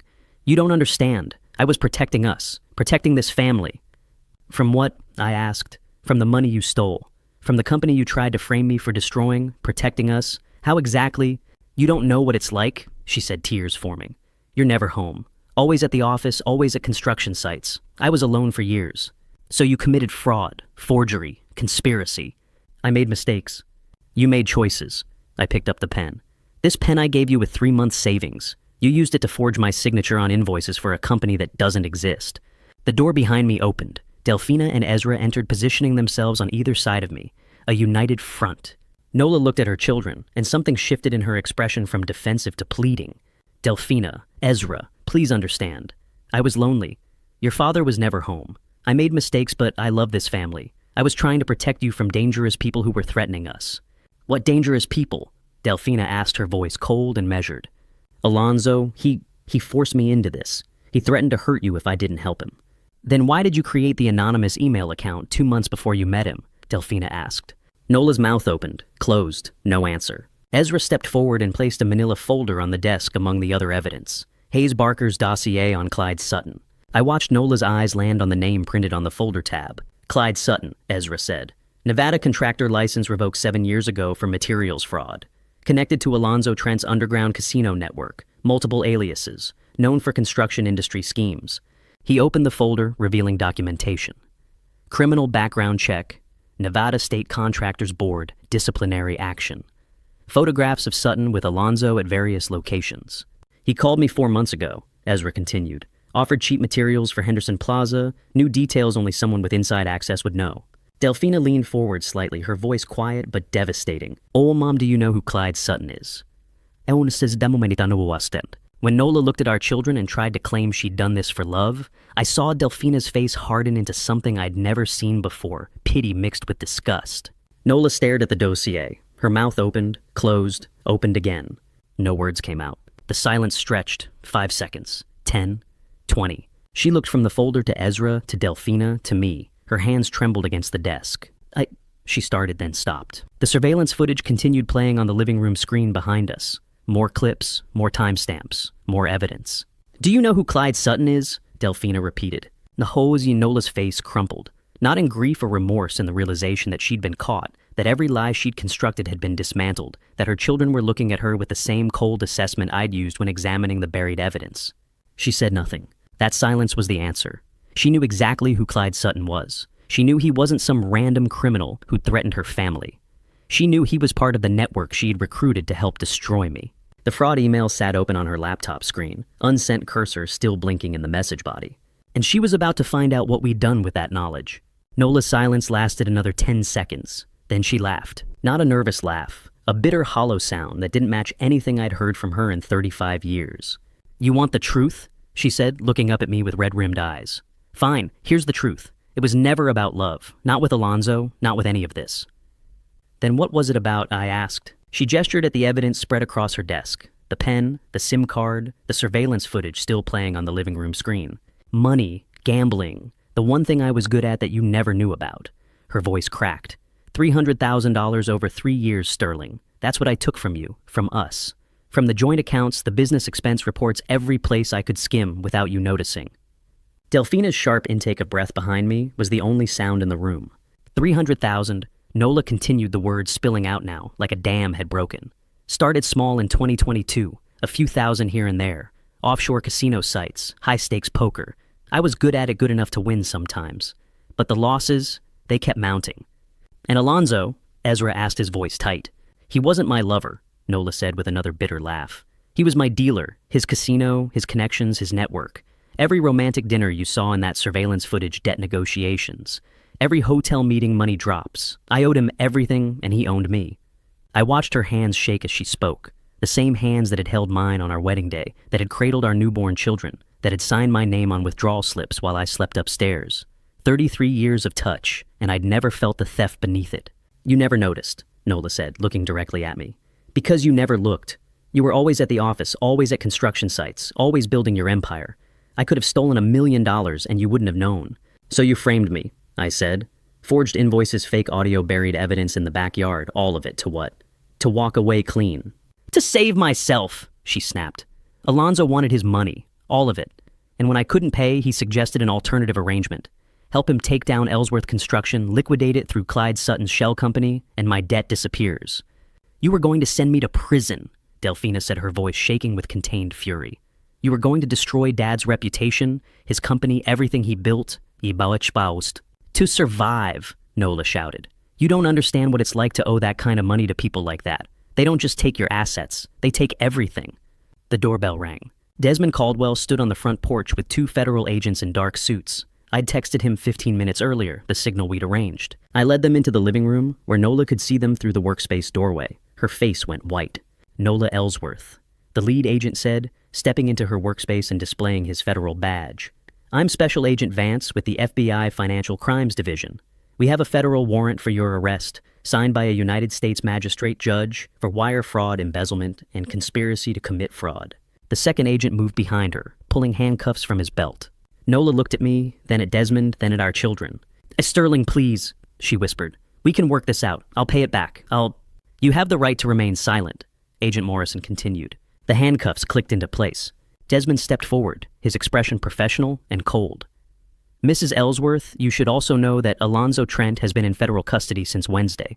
He provided evidence of your financial crimes in exchange for reduced sentencing on his own money laundering charges. Nola's head snapped up. What? Mr. Trent cut a deal with the FBI, Desmond said. The moment federal investigators approached him about his casino operation, he gave them everything. Bank records, communication logs, your payment history. He's been cooperating for 3 weeks. The color drained from Nola's face completely. She looked like she might collapse. He betrayed me. There was never anything to betray, Desmond said. It was always a transaction, and when the price was right, he sold you out. Desmond had warned me this would feel hollow. Victory without triumph, justice without joy. He was right. I didn't feel vindicated. I felt old. Old and tired and strangely lighter, like I'd been carrying her secrets alongside my own for years. The agents led Nola toward the front door. She looked back once at Delphina and Ezra, her face crumpling. I'm sorry, she said. I'm so sorry. Neither of them responded. I followed the procession to the front door. The morning sun streamed through bright and clear, despite everything that had just happened. A federal vehicle sat in our driveway where Nola's car usually parked. They put her in the back seat, careful with her head, as she ducked inside. The door closed with a solid thunk. Agent Morrison handed me a business card. We'll need formal statements from you and your children. Mr. Caldwell has the details. Thank you, I said. The vehicle pulled away, carrying my wife of 35 years toward federal processing arraignment and whatever came after, carrying her away from this house, this family, this life she'd tried to destroy. I stood watching the investigation vehicle drive away. Ezra stepped up beside me on the right, his hand finding my shoulder. Delphina moved to my left, her fingers intertwining with mine. 3 of us, standing firm. The house behind us, our home for 33 years, felt different now. Emptier, yes, but cleaner somehow. The weight of her deception had lifted, leaving only the truth and the 3 people who'd fought to protect it. Dad, Delphina said quietly. I squeezed her hand. I'm okay. Are you? I looked at my children, both of them standing with me on this threshold between the past and whatever came next. I will be, I said. Ezra's grip tightened on my shoulder. Delphina leaned her head against my arm. We didn't speak after that. We didn't need to. We'd survived the worst together, and we were still standing. This is our home. The divorce papers were already printed when I walked into Desmond's office 3 hours later. After the federal vehicle took Nola away, Delphina and Ezra had insisted on coming with me to Desmond's downtown office. Neither of them wanted to be alone, and neither did I. We sat together in Desmond's conference room. At 1 o'clock Friday afternoon, the city of Phoenix spread out beyond the 14th floor windows. Desmond placed a manila folder on the mahogany table in front of me. Inside, the dissolution of a 35-year marriage reduced to legal language and signature lines. I drafted these 2 weeks ago, Desmond said. The moment you brought me the USB evidence, I knew this was coming. I stared at the top page. Petition for dissolution of marriage. My name, Nola's name, irreconcilable differences, fraud. The Arizona Superior Court seal at the top. Arizona law permits full asset protection when spousal fraud is proven, Desmond continued. Nola gets 0 equity in Ellsworth Construction, 0 claim to the house, 0 access to joint accounts. Everything's protected. She won't contest, I said. If federal custody eliminates her negotiating power, Desmond confirmed. She'll sign whatever we put in front of her, likely as part of a plea agreement. I picked up the pen, my own pen this time, not the forged anniversary gift, and held it over the signature line. 35 years, I said, gone in one signature. Delphina reached across the table and touched my hand. You're protecting what you built, Dad. That's not cruelty, Desmond added. That's survival. I signed. The pen scratched across paper, my authentic signature, authorizing the end of my marriage. Strange how similar it looked to all those forgeries Nola had practiced with the anniversary pen. There's more, Desmond said, pulling out a second folder. The FBI froze all of Alonzo Trent's accounts this morning. Desert Star Casino, Desert Star Materials LLC, every shell company connected to his operation. Clyde Sutton was arrested 2 hours ago on fraud and conspiracy charges. How long will Nola be in custody? Ezra asked. Arraignment Monday morning, bail hearing to follow. Given the amount of money involved and the organized nature of the conspiracy, I doubt she'll make bail. Desmond leaned back in his chair. Wire fraud carries up to 20 years federal time. With cooperation and plea deals, she's looking at 5 to 7 minimum. We left Desmond's office at 3:30. Delphina drove us home and silenced the city passing by in afternoon sunlight that felt too bright for the day we'd had. At 4:30, the three of us stood in the backyard around the fire pit, a circle of stone and metal we'd installed 5 years ago for family gatherings that now felt like they'd happened in a different lifetime. Ezra carried a cardboard box filled with duplicate evidence files. Not the originals, those had been turned over to federal authorities, but the copies we'd made for our own documentation. Forged invoices, printed emails, screenshots of fake bank statements. We don't need these anymore, I said, loading them into the fire pit. Delphina added the printed surveillance photos, careful not to look at her mother's face in the images. Ezra contributed the duplicate audio files burned onto CDs, the discs catching sunlight before they went into the pile. I struck a match. The paper caught quickly flame spreading through the evidence with hungry efficiency. Smoke rose in a gray column, drifting toward the rose garden, where Nola's hybrid teas still bloomed in their decorative pots. The heat from the fire pit was intense. As the smoke passed over the roses, I watched the petals begin to wilt. The red blooms, so carefully tended, started curling at the edges. Brown spots appeared. Petals loosened and fell. These roses were always Mom's, Ezra said quietly. Never really yours. Just let them die, I said. We'll plant something honest. We stood there watching evidence burn and roses wither for nearly an hour. Nobody spoke except to occasionally add more paper to the flames. The pile of forgeries and conspiracies reduced to ash, just like the relationship they'd been designed to destroy. The roses curled black at the edges, petals falling, like everything beautiful I thought I'd built with her. By 6 o'clock, the fire had burned down to embers. The rose garden looked decimated, heat-shocked plants with blackened petals scattered across the flagstone patio, like confetti at a funeral. Delphina stood beside me, watching the last flames flicker and die. Do you regret it, Dad? She asked. I thought about the question. Regret what exactly? The marriage. The 35 years exposing Nola's crimes, fighting back instead of letting her destroy me. I looked at the burned evidence, at the dying roses, at the 2 children who'd stood beside me through the worst week of my life. No, I said. I don't regret it. Not even... Delphina trailed off, gesturing at the house, the garden, the visible remnants of our family life. I don't regret finding the truth, I clarified. I regret the 3 decades I spent defending a fiction. I regret not seeing it sooner, but discovering what she was doing, stopping her protecting you and Ezra and the company. I shook my head. No regret there. A rose petal detached from the nearest plant and drifted to the ground. Then another. The heat damage was terminal. These plants wouldn't recover. What will you plant instead? Ezra asked. I don't know yet, I admitted. Something that doesn't need as much attention. Something that can grow without me having to tend it constantly. Something honest, Delphina said, echoing my earlier words. Yeah, something honest. We stood there as the December sun dropped toward the horizon, 3 people in a backyard that would never be the same, watching rose petals fall like ash, and knowing that tomorrow we'd start the work of rebuilding. Time to plant something else. We sat in Dr. Prescott's waiting room, like strangers at a funeral, none of us sure whose grief we were mourning. A week had passed since Nola's arrest. 7 days of phone calls with attorneys' statements to federal investigators and careful non-answers to concerned friends and business associates asking if we were okay. Desmond had recommended Dr. Leonie Prescott, 51 years old, with calm gray eyes and deliberate speech, a family trauma specialist who'd worked with his clients for over a decade. The waiting room smelled like lavender and old magazines. Delphina sat to my left, Ezra to my right, all 3 of us staring at different points on the beige wall. None of us had spoken since we'd arrived 15 minutes early. A door opened. Dr. Prescott stepped out, a professional and warm, without being intrusive. Come in, she said. Her office was deliberately neutral, soft lighting, comfortable chairs arranged in a loose circle, no couch for lying on, like you see in movies. We sat. She settled into her chair and pulled out a simple notepad. I've read the police report, she said, without preamble. The news coverage, the federal complaint. So we don't need to spend time on what happened. I know what happened. I felt Delphina tense beside me. What I'd like to know, Dr. Prescott continued looking directly at me, is... The question caught me off guard. 1992. Your 10th anniversary, the year you gave her that pen. I opened my mouth, closed it. The answer wasn't simple.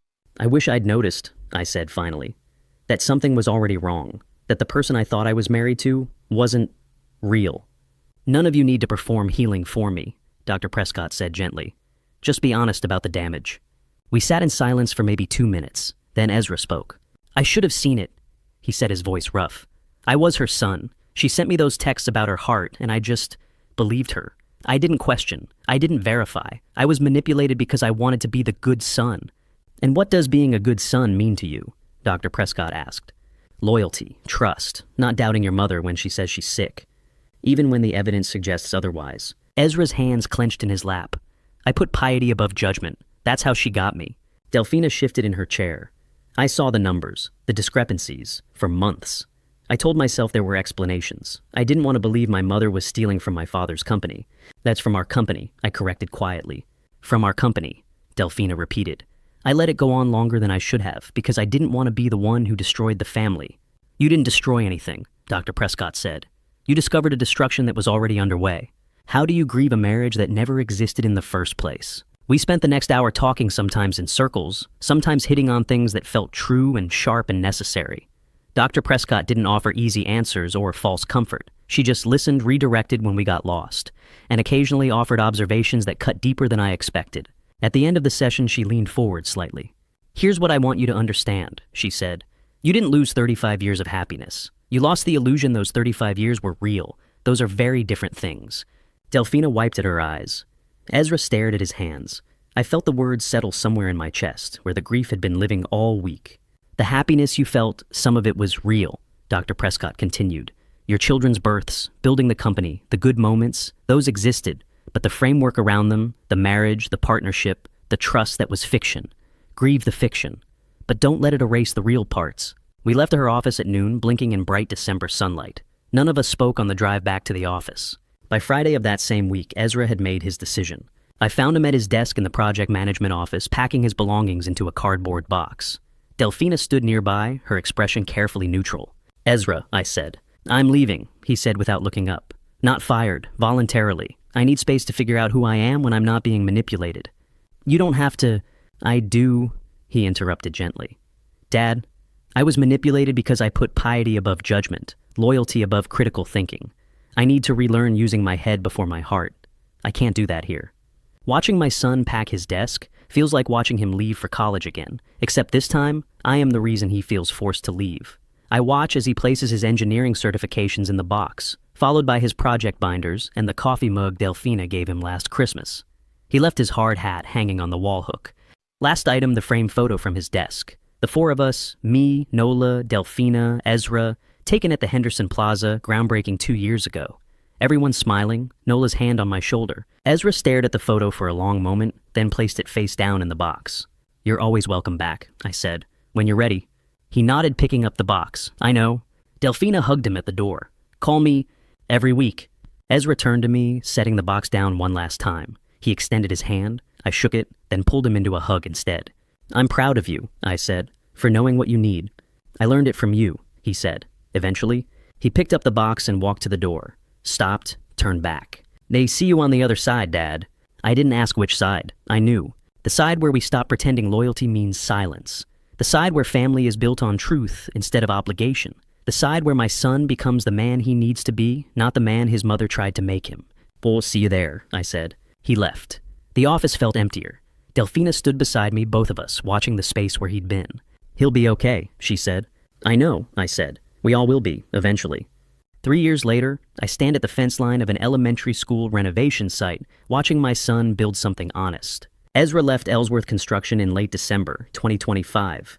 For the first year, I heard from him only through Delphina. He'd started working for a small residential contractor, learning the business from the ground up, despite having a decade of project management experience. Second year, he called me once a month. Third year, he opened his own firm, Ellsworth Remodeling and Repair. Small operation, 4 employees, clean books, honest bids, slow but steady growth. And now, December 2028, he's won the contract to renovate the auditorium and add 3 classrooms to Meadowbrook Elementary School in North Phoenix.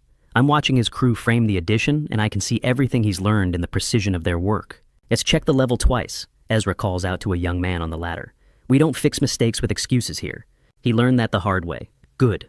The young man adjusts the beam checks, the bubble level nods. Ezra moves to the next section clipboard and hand-marking measurements. He's wearing work boots and jeans, a company polo shirt with his business logo. Simple, professional, nothing flashy. He notices me standing at the fence and stops. "Dad," he says, walking over. "Didn't expect you here." "Delphina mentioned you won the Meadowbrook contract. Wanted to see how it's going." He smiles, genuinely pleased. "Going well. We're 3 days ahead of schedule, actually. Crew's good. Materials came in on time." I look past him at the construction site. Everything organized, clean, professional. "You're doing good work," I say. He nods, that quiet pride I recognize from looking in mirrors. "Thanks. It means a lot coming from you." Watching him work is like watching a bone heal, slow and visible beneath the surface, but stronger at the break point. We stand there for a few minutes, father and son, separated by a chain-link fence and 3 years of necessary distance.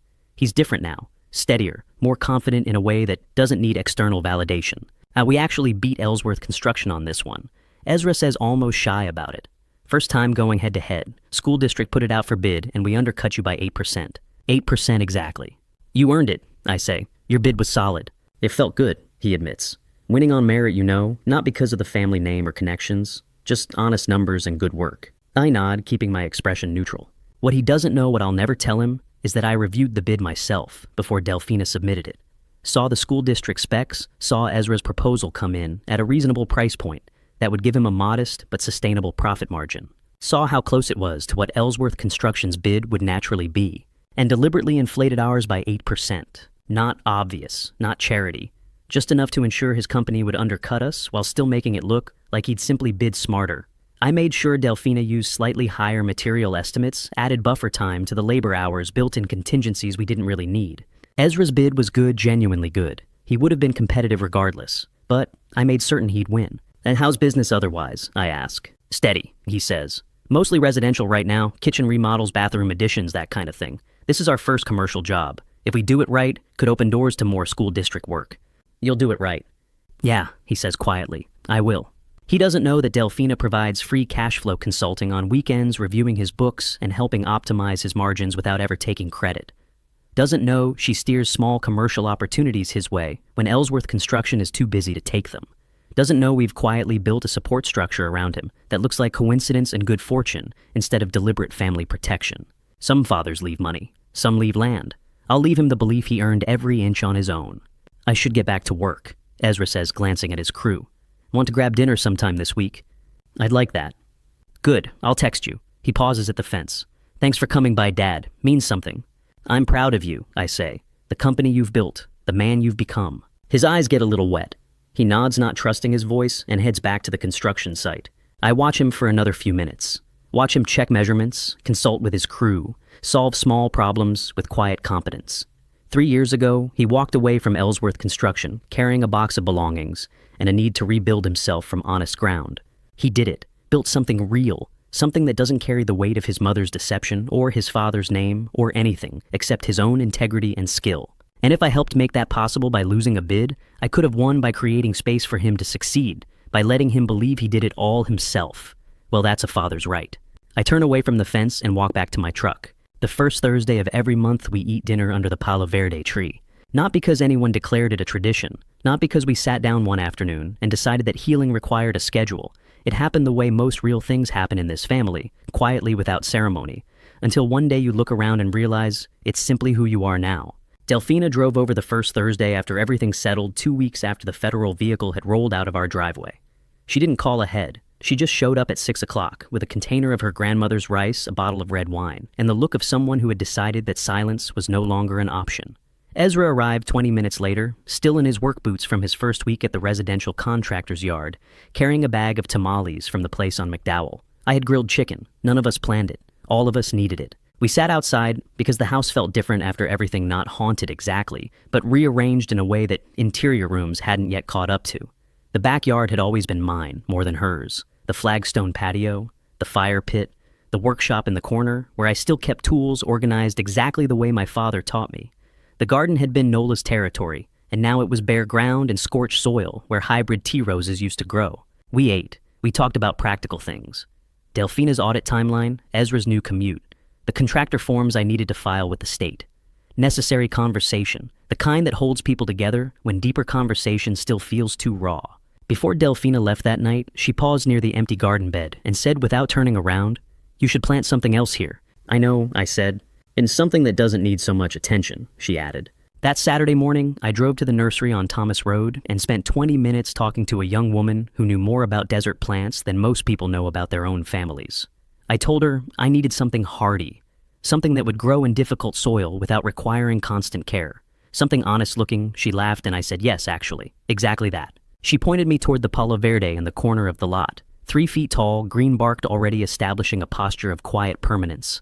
I bought it, brought it home in the truck bed, and planted it myself that afternoon, in the exact spot where the first rose pot had concealed a glass bottle full of forged invoices. I tamped the soil down around its roots, watered it, slowly stepped back, and thought, this is what comes next. 3 years later, the tree stands nearly 8 feet tall. Its canopy has spread wide enough that the 3 of us fit comfortably beneath it at the simple outdoor table I built from reclaimed cedar last summer. The bark holds its color through winter. The roots, invisible and deep, have claimed their ground.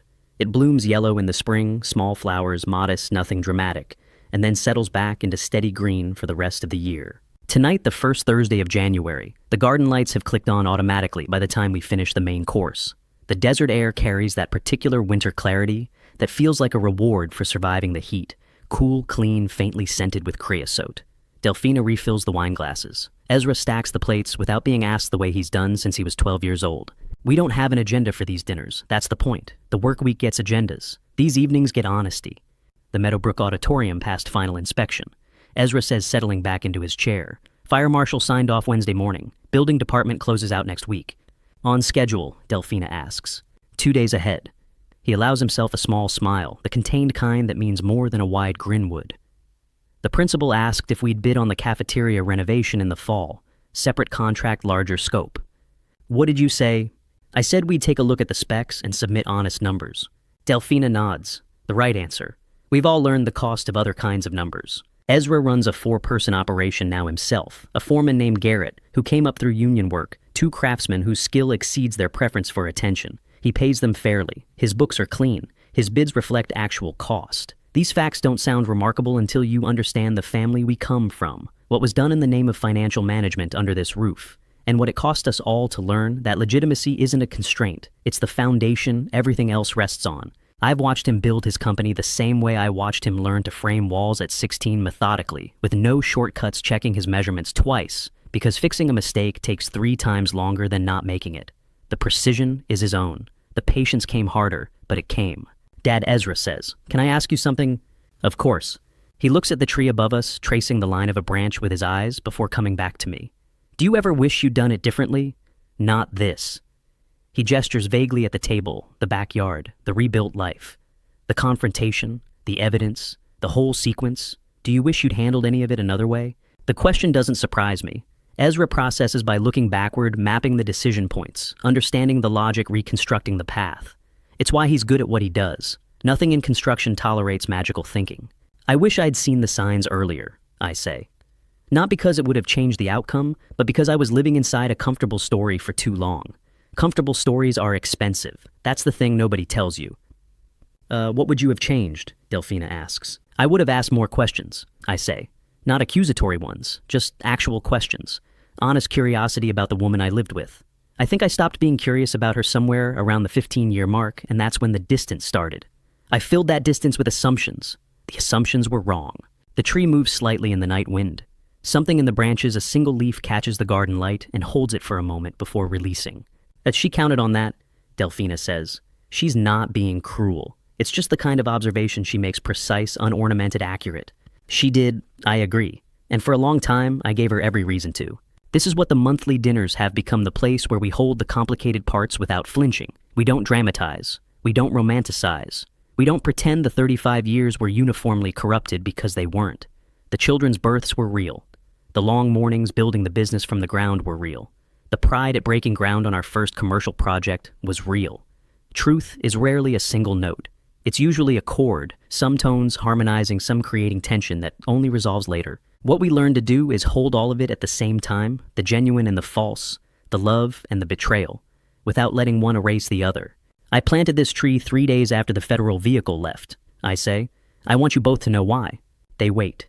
This is another thing we've learned, that some things deserve to be said out loud plainly once. Because you can let an empty space stay empty and call it grief, I say. Or you can put something in the ground. Something that doesn't require performance, doesn't demand constant management, just needs honest soil and enough sun and room to find its own form. I look at the tree. I needed to see what honest growth looks like. Needed a reminder that some things become stronger precisely because they don't need to be controlled. Ezra's hand rests on the table, and I set mine over it briefly the way I did when he was young and frightened of something, and I wanted to communicate without words that the fear was survivable. Delphina raises her glass. No toast, no declaration, just the gesture. We're all 64 and 37 and 35 now, and none of us is the same person we were before, that first Monday in December when I stood at the bedroom window watching my wife bury something in the dark. We carry different knowledge. We've recalibrated what trust means, what loyalty requires, what family looks like when you strip the obligation away and leave only the choice. What remains is this 3 people who chose each other when they didn't have to at a cedar table under a tree that asks nothing except to be allowed to grow. That is enough. It has always been enough. The garden lights stay on until 11. We talk until the wine is finished and the air grows cool enough for jackets. Then we carry the plates inside, say our goodbyes at the front door, and go our separate ways into the January night, each of us carrying something steadier than we arrived with. Same time next month, first Thursday, under the tree. And to you listening to my story, remember this family betrayal cuts deeper than any wound you can see, but it also teaches you who you truly are. Looking back, I wish I'd seen the signs earlier. I trusted blindly when I should have asked questions. I let 3 decades of marriage convince me that betrayal was impossible. Don't make my mistake. Trust is sacred, but it shouldn't make you blind. When someone you love shows you who they are through their actions, not their words, believe them the first time. This family story taught me that loyalty isn't about ignoring the truth. It's about standing firm when everything falls apart. When family betrayal happens, you have a choice. Let it destroy you, or let it rebuild you stronger. I chose to protect what remained. I chose my children over my marriage. I chose honesty over comfortable lies. I believe God put me through this to show me what real strength looks like, not in keeping secrets, but in facing them. Every family story has pain. What matters is what you do with it. If this family story resonated with you, I'd love to hear your thoughts in the comments. Have you faced family betrayal? How did you handle it? Please share this with someone who needs to hear it. And if you want more stories about resilience, faith, and family, subscribe to this channel. Your support means everything. Thank you for staying until the very end. It takes courage to listen to hard truths. Remember, some details in this story have been adjusted for reflection and storytelling, but the lesson about trust, strength, and choosing truth over comfort is real. God bless you.